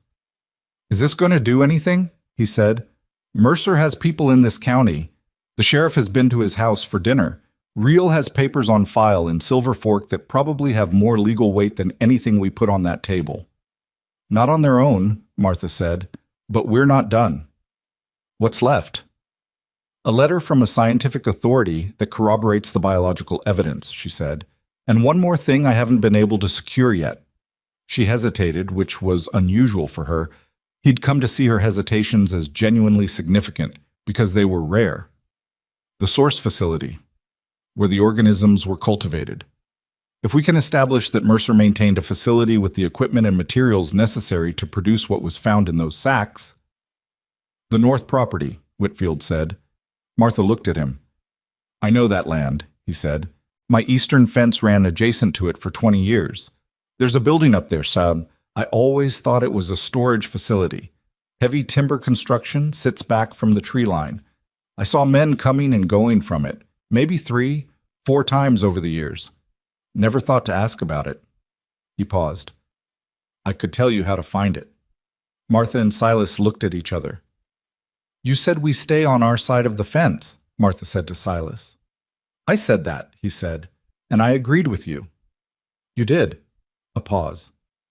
But if someone who owns adjacent land wanted to ride his own boundary line, Silas said slowly, and happened to observe from a legal vantage point what was on the neighboring property, that wouldn't be trespass, Pete said from the stove, studying his coffee. That would not be trespass, Silas confirmed. Martha looked at him with the evaluating look. You can see the building from the Whitfield fence line? On a clear day, Whitfield said, with a good glass. Silas looked at the window. The afternoon light was going. Tomorrow morning, he said. Early. They rode out at first light, Silas, Whitfield, and Pete, with Martha insisting on coming and Silas not arguing because he'd learned in 10 days that arguing with Martha about whether she was going somewhere used time he didn't have. She rode adequately rather than well, managing the terrain with the same careful determination she brought to everything physical, and she didn't mention it. The Whitfield fence line ran along a ridge that gave a clear view down into the adjacent valley on the north property. They tied the horses below the tree line and went the last section on foot, and Whitfield led them to a point where a rock outcropping created natural cover and a sight line through the trees. He pointed. The building was there. Heavy timber, as he'd described, set back from a clearing about 300 yards from their position. From this distance, it looked like a large outbuilding, longer than a standard barn, with 2 small windows and a chimney that was, even in the morning cold, producing a thin trickle of smoke. Someone was in there. Martha had brought her field glass, the same one from her satchel, and she trained it on the building with steady hands. Ventilation pipe on the east side, she said, without lowering the glass. Not for heat. The diameter is wrong for a heating pipe. That's an exhaust system. For what? Whitfield said. For a controlled environment, she said. Temperature and air quality management. The kind of setup you'd need to maintain organism cultures through a mountain winter. She lowered the glass slowly. Her face was very still. There's a man at the window. Can you see him? Silas took the glass. The figure at the window was visible for only a moment before stepping back. A narrow man in a dark coat, the kind of coat a professional wears rather than a working man. I've never seen him before, Silas said. I have, Whitfield said quietly. Silas gave him the glass. Whitfield looked. That's the man who came to the ranch with Reel the second time Mercer made an offer. He was introduced as a consultant. Mercer said he advised on herd health. Martha took the glass back. She looked at the building again, then at the approach to it, the path from the ridge, the angle of the terrain. She was mapping something in her head. That's not a herd health consultant, she said. That's a laboratory. They rode back to the ranch in the kind of quiet that comes from having seen something that confirms what you feared was true. Whitfield left that afternoon for the ride back to Boise with a promise to return if needed and with a copy of his statement in the inside pocket of his coat. At the gate, he stopped his horse and looked at Martha. My wife will want to know about you, he said. Martha looked at him. She said it felt managed, he said. She's been carrying that for 1.5 years without anyone believing her. He adjusted his grip on the reins. When this is settled, was one way or another, would you be willing to write to her, just to tell her what you found, just so she knows she was right? Martha was quiet for a moment. I'll do better than write, she said. I'll put her name in the documentation as the first person to identify the pattern correctly. Whitfield looked at her for a long moment. Then he nodded and rode out. The letter from Dr. Edmund Ferris arrived on a Tuesday, 11 days after Pete had ridden to town with Martha's letter and 6 days before the bank foreclosure date. Silas heard the horse in the yard and came out to find Pete dismounting with an envelope in his hand that was not standard post. It was the kind of paper and seal used for official correspondence, thick and formal, and it had a Colorado Agricultural Experimental Station mark on the upper left corner. He took it inside without opening it. Martha was in the barn. He went and got her and didn't say what it was. She followed him to the kitchen, saw the envelope on the table, and stopped. She sat down. She picked it up and looked at the seal for a moment, as if measuring what was inside before committing to opening it. Then she broke the seal and unfolded 3 pages of close-written correspondence in a large, angular hand. Silas sat across from her and watched her read. She read slowly, which he'd come to understand meant she was reading carefully, not that the reading was difficult. Her face moved through several states he'd learned to parse: the controlled assessment, the internal calculation, and then, near the end of the second page, something that was neither of those things. "He's coming," she said. Silas leaned forward. "He's coming in person," she said. She looked up from the letter. "He says—" She stopped and looked back at the page. "He says the specimens I described in my letter are consistent with a cultivated strain his station identified 3 years ago and believed had been contained. He says if what I've found is what he thinks it is, it represents a deliberate weaponization of a livestock pathogen." She set the letter down. Her voice was completely even, and her face was controlled, and her hands were flat on the table. "He's already contacted the Bureau of Animal Industry in Washington. He's bringing a federal agent with him." The kitchen was very quiet. "How long?" Silas said. 5 days, she said. "He wrote this 6 days ago. He may be in transit already." 5 days. That was 1 day before the bank date. "It's not enough," Silas said, doing the arithmetic. "Even if he arrives in time, the bank doesn't defer a foreclosure because a scientist is in transit." "I know," Martha said. "Mercer will be here on the foreclosure date with Real and the bankers, and—" "I know," she said again. "We need to buy 1 day." She looked at the letter again. "Who holds the note?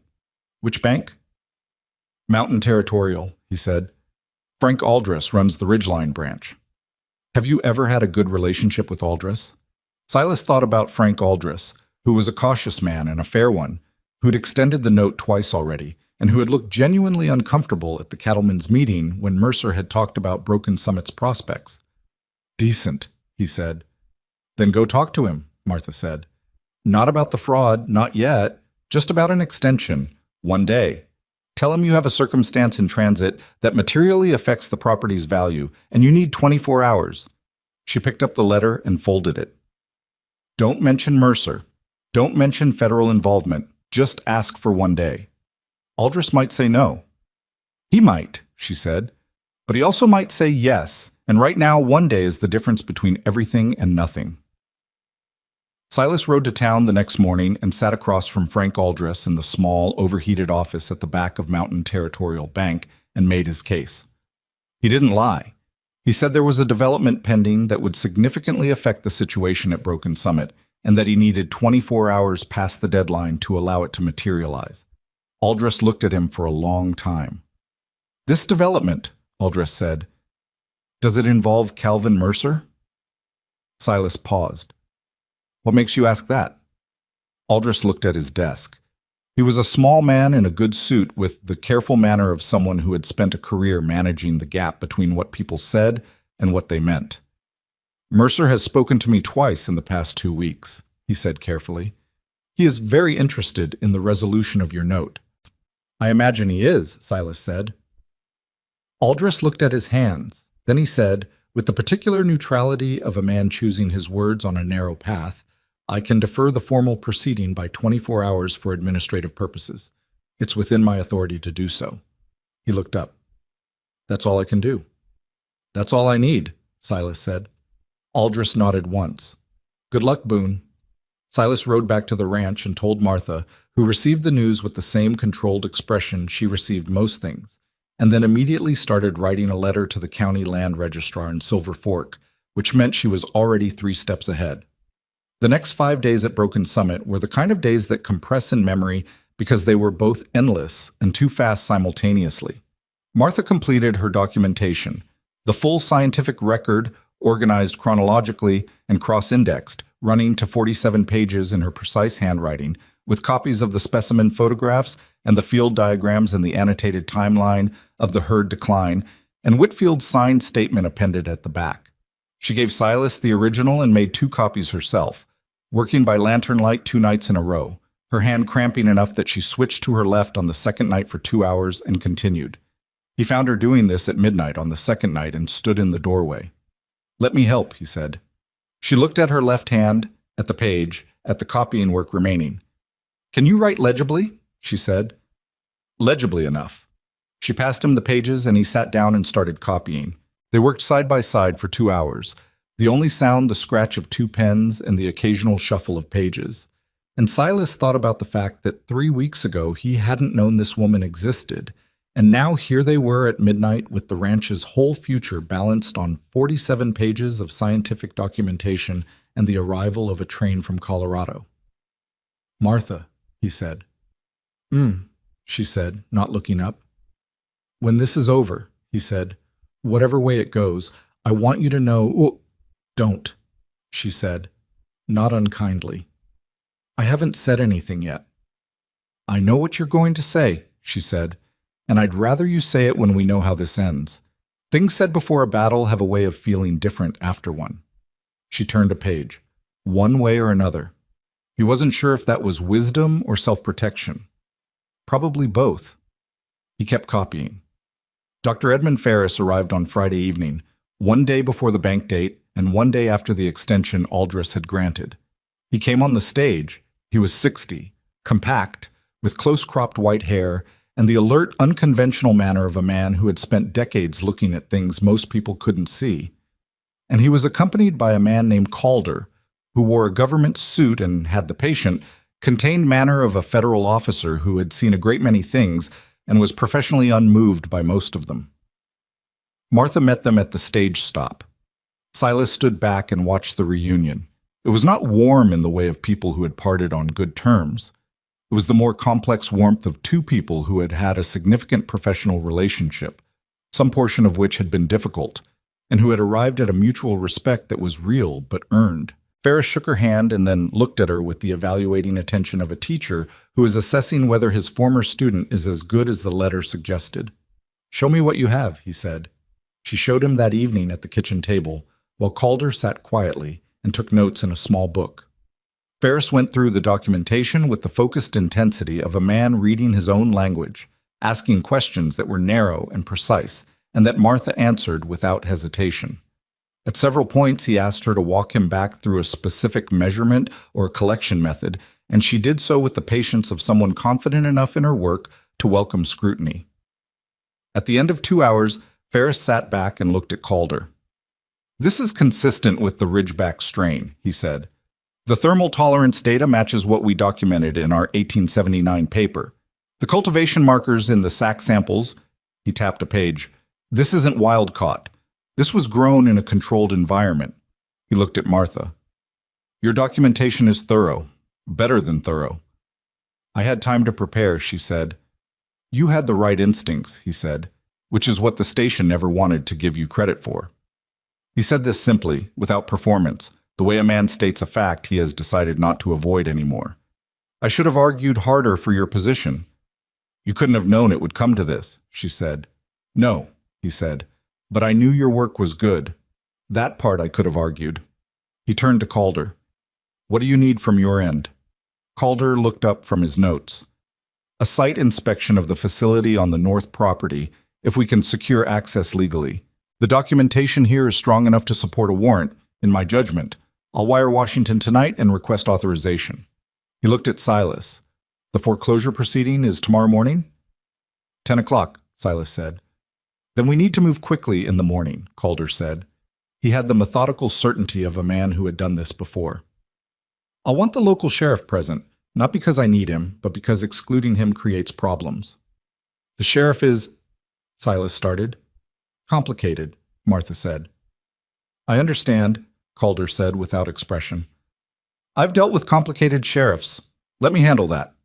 He wired Washington from the telegraph office that night, and the authorization came back before morning, which meant someone in Washington had been waiting for this.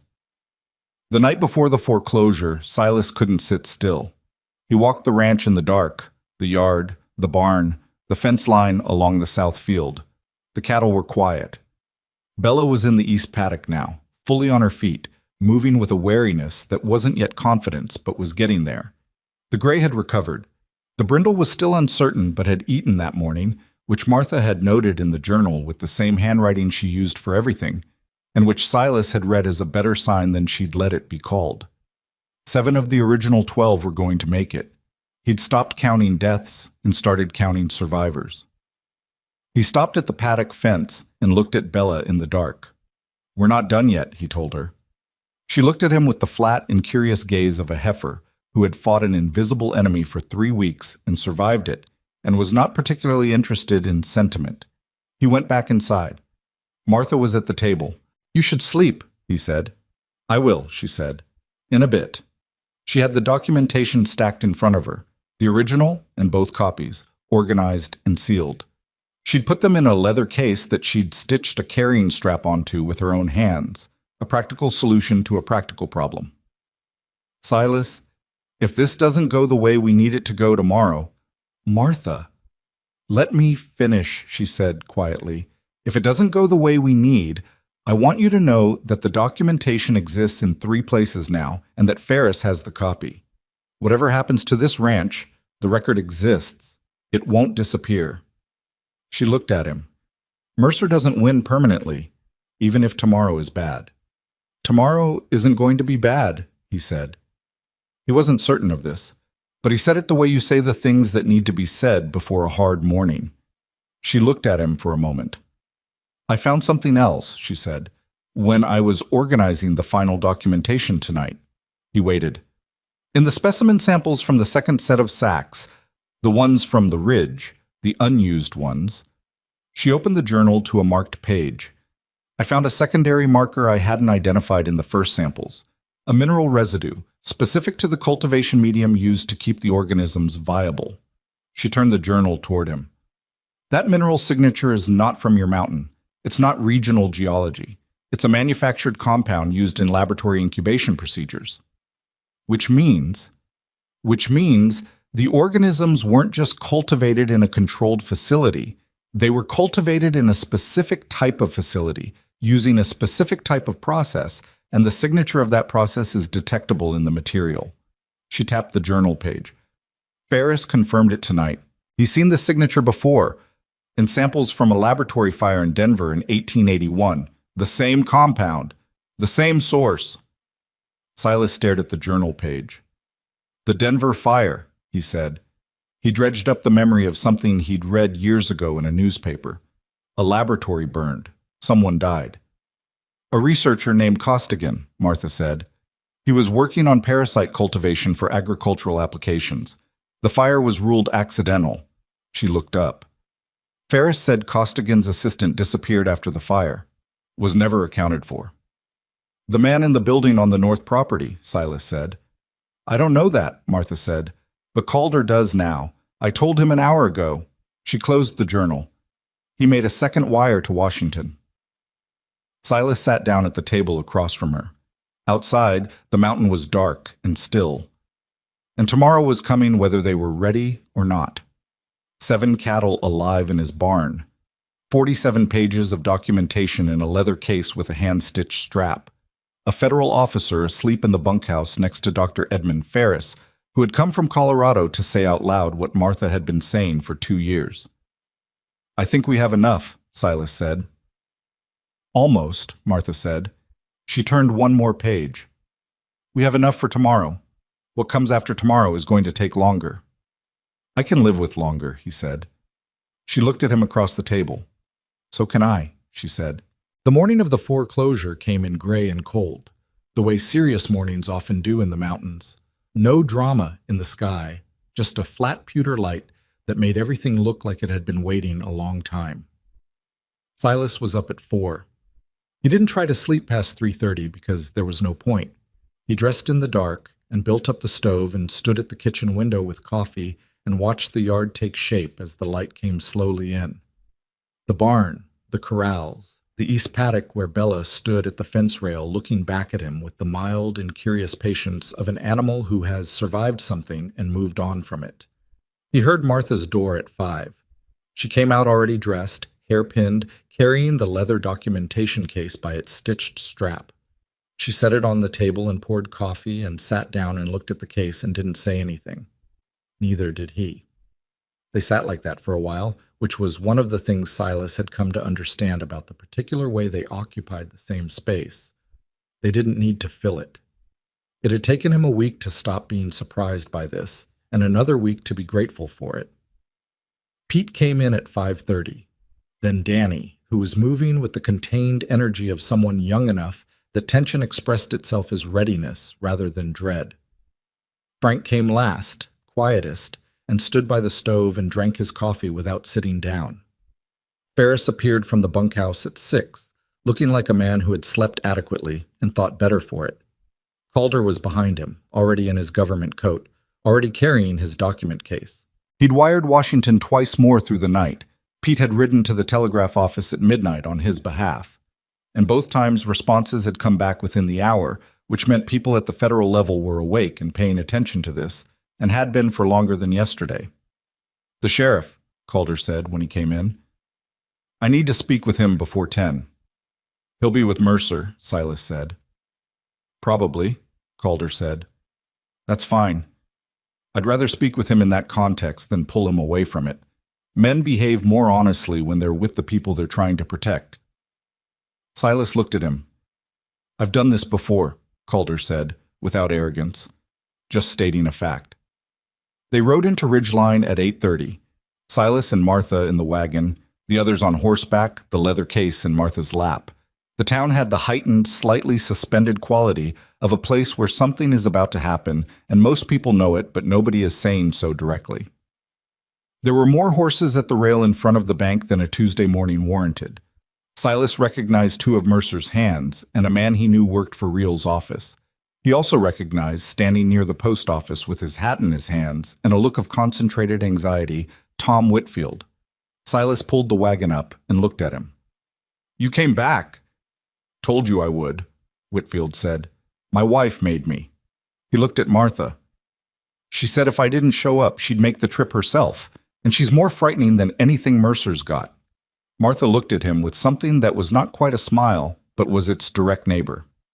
"Thank her for me," she said. They tied the horses and went to find the sheriff. Sheriff Dale Purcell was a heavy man in his 50s who wore his authority in the particular way of someone who had held a position long enough to confuse it with a personality. He was standing on the boardwalk outside the bank with Mercer and Real and two men from Mountain Territorial, all of them in the cold morning air with the clustered ease of people who expected the next hour to confirm what they already knew. Mercer saw Silas first. Then he saw Ferris and Calder, and something shifted in his expression. Not fear, not yet, but the alertness of a man who recognizes unexpected variables. He looked at the government coat on Calder. He looked at Real. Real was already looking at Calder with the focused attention of an attorney identifying a problem.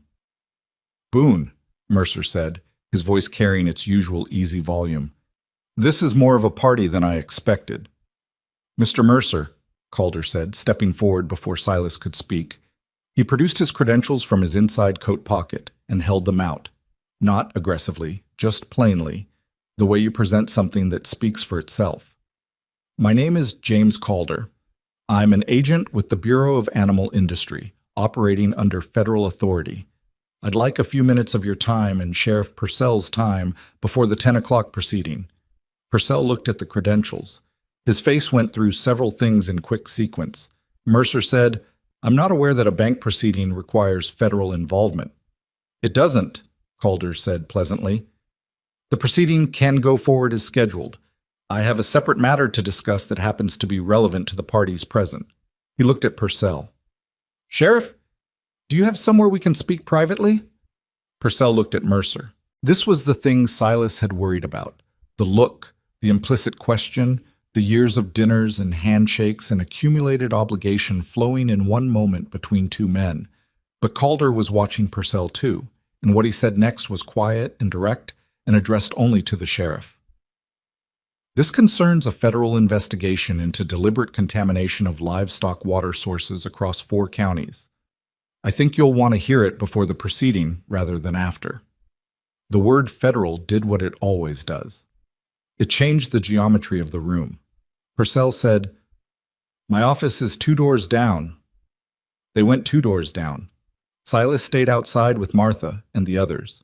Mercer stayed on the boardwalk with Reel, and the two of them spoke in voices too low to carry, and Reel's face had the careful, controlled expression of an attorney who is very quickly recalculating. Martha stood beside Silas with the leather case in both hands. "How long?" Silas said. "As long as it takes," she said. It took 40 minutes. When Purcell came back out, he looked like a man who had aged 5 years in less than an hour. He looked at Mercer with an expression that was complicated. Not accusatory, not yet, but no longer the easy, comfortable look of a man who knows which side of a thing he's on. Calder came out behind him and said, to no one in particular but in a caring voice, "I've asked Sheriff Purcell to delay the foreclosure proceeding pending review of evidence material to the property's valuation and legal status." He's agreed. The bank officers have been informed. Reel said, "On what authority?" "Federal authority," Calder said, with the patience of a man who has said this before and will say it again without irritation. "The relevant statutes are in the documentation I've provided to the sheriff. Mr. Reel, if you'd like to review them, I'm happy to walk you through them." Reel did not look happy. He looked at Mercer. Mercer was looking at Martha, not at Silas, not at Calder or Ferris.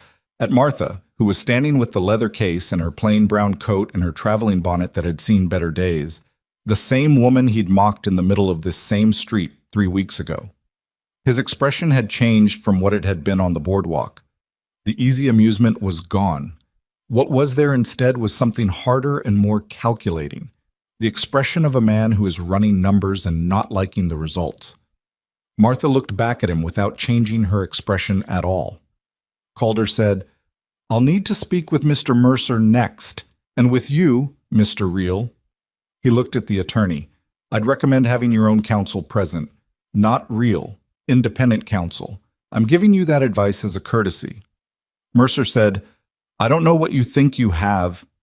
"We can discuss that inside," Calder said.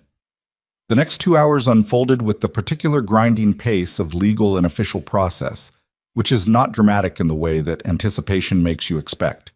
There were no raised voices, no confrontations that escalated into something physical. What there was instead was documentation and the slow, methodical application of evidence to the people who needed to be shown it.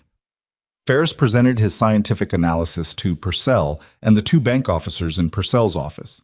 He was exact and clear and completely authoritative, and when he said that the organisms found in the Broken Summit water supply were a cultivated strain whose production required specialized knowledge and equipment, and that the secondary mineral markers in the sac samples matched a laboratory process associated with a specific facility in Colorado, Purcell listened with the expression of a man who is resorting a great deal of information very fast. Martha sat beside Ferris and provided the field documentation, the collection records, the water sample analysis, the specimen photographs, the annotated timeline. She answered questions from Purcell's deputy without hesitation, and when the deputy asked a question she'd heard before, she answered it in slightly different and clearer terms than the first time, because she understood that the goal was not to perform competence, but to transfer understanding. Whitfield gave his statement in person, standing in Purcell's office with his hat in his hands, and when he described the sequence of events on his ranch, the sickness, the offers, the sale, and connected it to the geography of the water source and the Mercer land uphill from it, the room was quiet in the particular way of people absorbing something they had suspected but not confirmed. Silas watched Purcell during Whitfield's account. The sheriff was a man who'd made a career of practical accommodations, of knowing which way the weight was distributed in any situation and positioning himself accordingly. Silas had known him for 15 years and had no particular grievance with him beyond the general grievance of watching a man choose comfort over principle enough times that it became his character. But watching him listen to Tom Whitfield, a man who had lost his father's ranch and moved his family to another city and ridden 4 days to stand in this office and tell the truth about it, Silas saw something shift in Purcell's face that was not calculation. It was recognition. The kind that comes when you've been telling yourself a story about something for long enough that hearing the true version is a physical experience. Reel, to his credit, asked good questions. He was a competent attorney, and he probed the documentation for weaknesses with the professional thoroughness of someone doing his job rather than defending a friend. Martha answered every question. Ferris answered every question. When Real challenged the chain of custody for the sack specimens, Martha produced the witness signatures, Pete, Danny, Frank, Silas, from the ranch log documentation session, and the dates and the photographs. Real looked at the photographs for a long time. The building on the north property, Calder said, at the point where the documentation had been fully presented. I have a federal warrant to inspect it. I'll be going out there this afternoon with the sheriff. He looked at Purcell. I'd like you to come personally. Purcell said, yes. Not I suppose, or if you think it's necessary. Just yes. Mercer, who had been present for part of the proceeding and absent for parts of it, taken into a separate room with Real, and coming back with a face that had been progressively losing its composure, said, when Calder announced the warrant, that property contains confidential business operations. You don't have the right. The warrant is issued under the Animal Industry Act of 1884, Calder said. The right is established. He looked at Mercer without particular animosity. Mr. Mercer, I'd like to give you the opportunity to make this easier rather than harder. For everyone, including yourself. Mercer looked at Real. Real said nothing, which was itself an answer. Mercer's composure, which had been his most consistent asset for as long as Silas had known of him, that settled, amused, untouchable quality, broke in the particular way that things break when the force against them finally exceeds the structure. Not dramatically, not with noise, just a visible fracturing, like ice on a warming river, the surface beginning to show what had always been underneath. I want to speak with my attorney, he said, and his voice was flat in a way that had nothing to do with calm. Of course, Calder said. They were given the room. Outside on the boardwalk, Silas stood next to Martha in the cold February air, and the town moved around them. People going about their Tuesday, a few of them slowing down when they passed because the cluster of horses and official-looking figures outside the sheriff's office had been visible all morning, and people in small towns noticed these things. Ambrose Kelly came out of the general store and looked at Silas and then at Martha and then at the scene in general, and his expression was the expression of a man assembling a picture from its parts. Silas nodded at him. Ambrose nodded back. Martha set the leather case down on the boardwalk bench because it was heavy, and she'd been holding it for 2 hours. She sat beside it, and the tension that had been in her body since early morning, that particular held-in quality of someone who has been on high alert for too long, released slightly, not completely, but enough to see. Silas sat beside her. It's not over, she said. I know, he said, but it's going the right way. Things can still fall apart, she said. Real is good. If Mercer has the right kind of resources and the right kind of patience, he can complicate this for a long time. He can complicate it, Silas said. He can't make the evidence disappear. She looked at her hands in her lap. No, she said. He can't do that. Calder came out at noon and told them the bank proceeding had been formally suspended pending federal review of the property's legal encumbrance status. The bank officers had agreed without much resistance. They were not Mercer's people. They were Mountain Territorial's people, and their interest was the note, not the outcome, and they were not going to fight a federal agent over an administrative delay when the alternative was being associated with a fraud investigation. The note was not forgiven. It was not erased. But it was suspended, which meant the ranch was not being seized today, and today was the day that had mattered.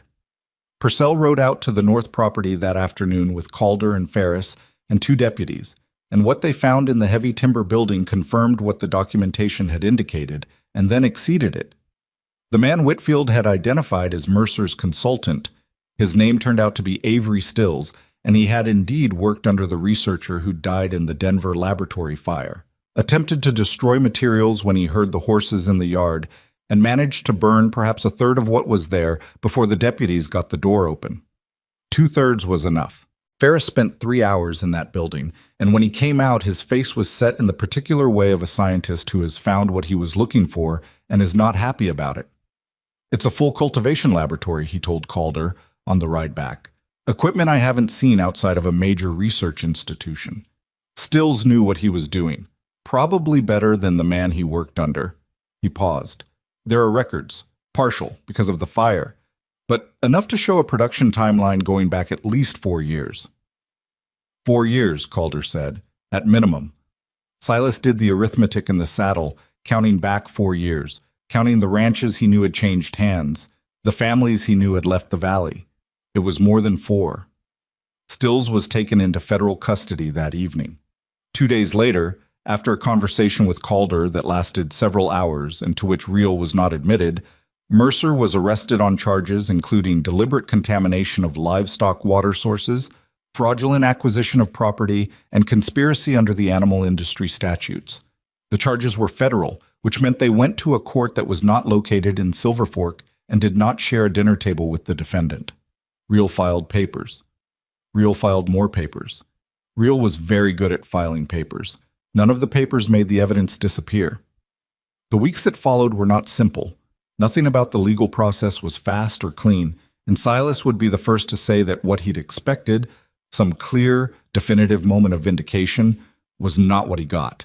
What he got instead was a long, grinding, procedural unwinding of a complicated fraud conducted by people in offices in Boise and eventually Washington who he'd never meet, centered on documentation that Martha had spent 2 years and then 3 weeks assembling on a kitchen table in a mountain ranch. The banknote was restructured under the federal review. The assessed value of the property, with the fraud removed from the equation, was recalculated by the county land office at a figure that made the existing terms manageable rather than impossible. It was not a gift. It was not a rescue. It was the numbers corrected to reflect reality, which is a different thing.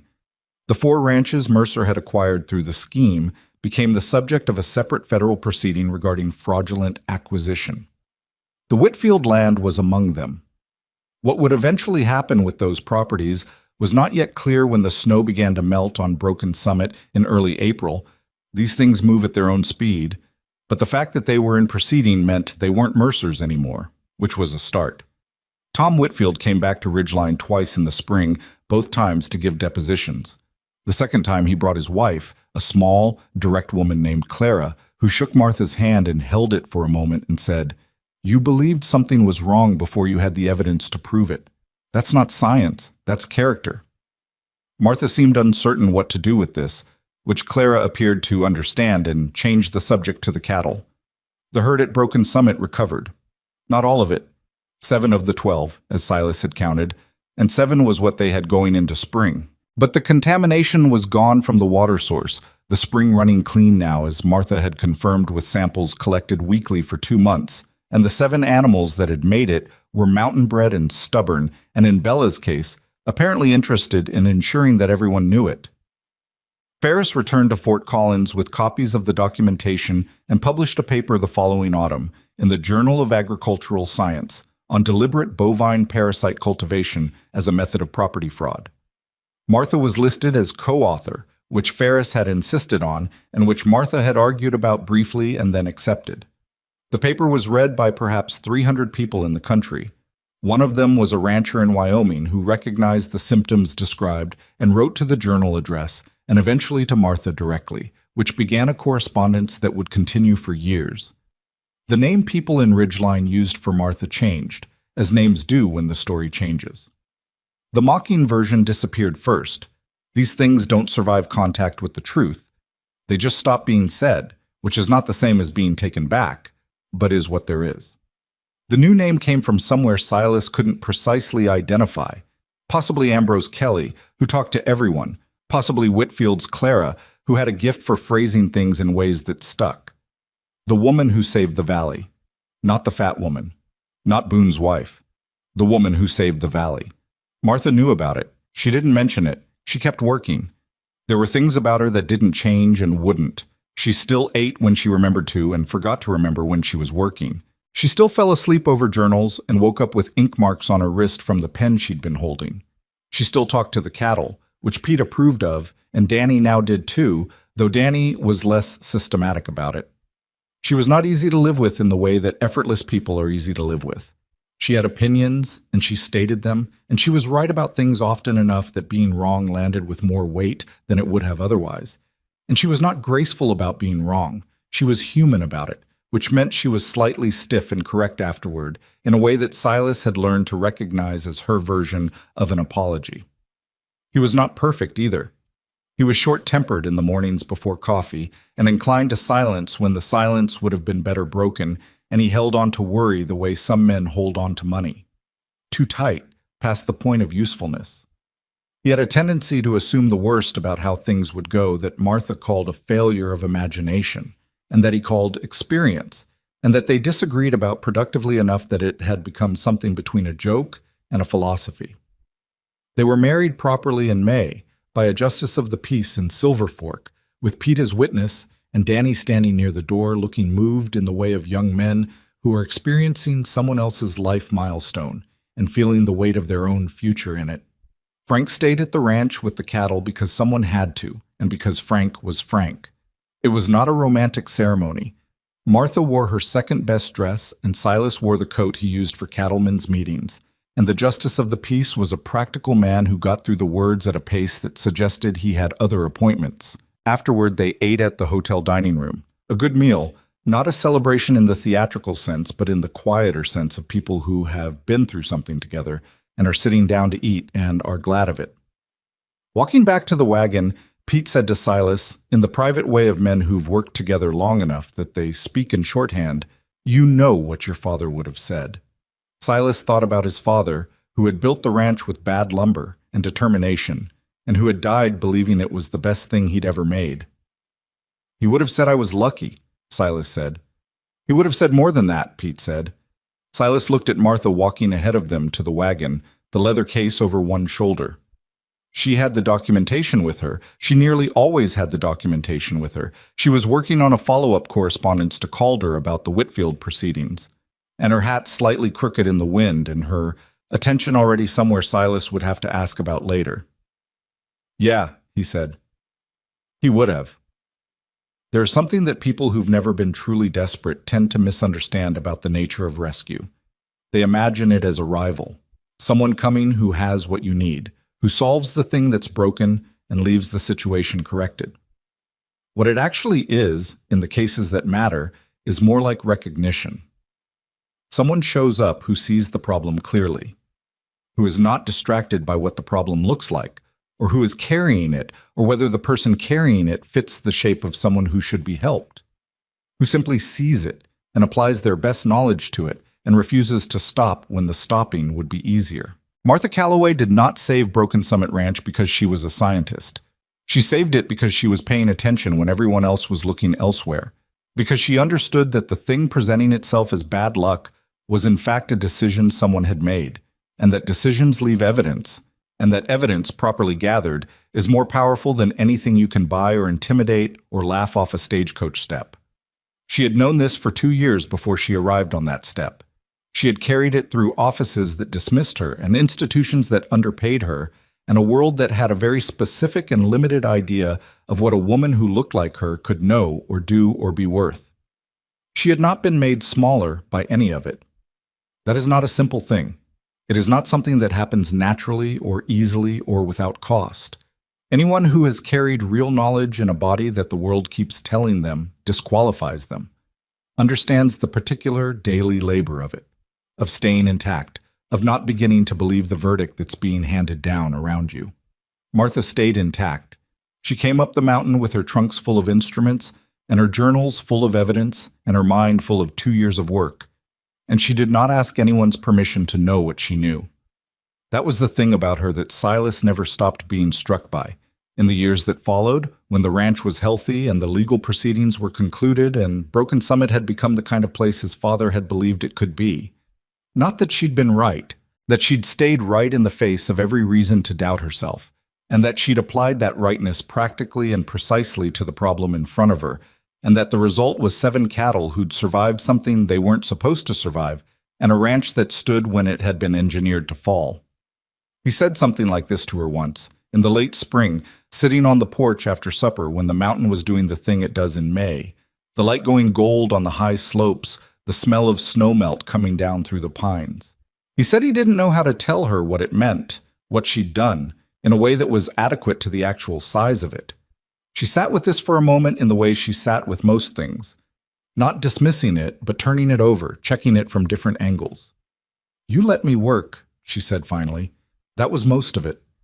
"That's not most of it," he said. "It is," she said. "You don't know how rare that is." He thought about that for a long time after, about what it said, not about him, but about everything that had come before him, about all the offices and institutions and well-meaning dismissals that had made the simple act of being allowed to do your work feel like something that had to be noted, like a gift instead of a given. The mountain was quiet around them. Bella was in the east paddock, visible from the porch, doing nothing in particular with the satisfied competence of an animal who had decided to go on living and had gone on living and considered the matter settled. "I'm going to need more supplies from Denver," Martha said after a while. "I've been corresponding with a rancher in Wyoming about a case that looks like it might be similar to what happened here. I want to be ready if he needs me to come out." "Wyoming," Silas said. "It might not come to that," she said, "but if it does." He looked at her, and she was already reaching for the journal, the pen coming out of her coat pocket with the automatic ease of a reflex, and he thought about the leather case in the front room and the correspondence stacked on the kitchen table and the second journal she'd filled since May, and the way Ferris had ended his paper with a footnote that said simply, "Field Analysis by M. Calloway Boone, Broken Summit Ranch, Idaho Territory." "Write your list," he said. She was already writing. The mountain held the light for another half hour and then let it go, the way mountains do. Without drama, without announcement, just the slow and inevitable turning of the day into whatever comes next.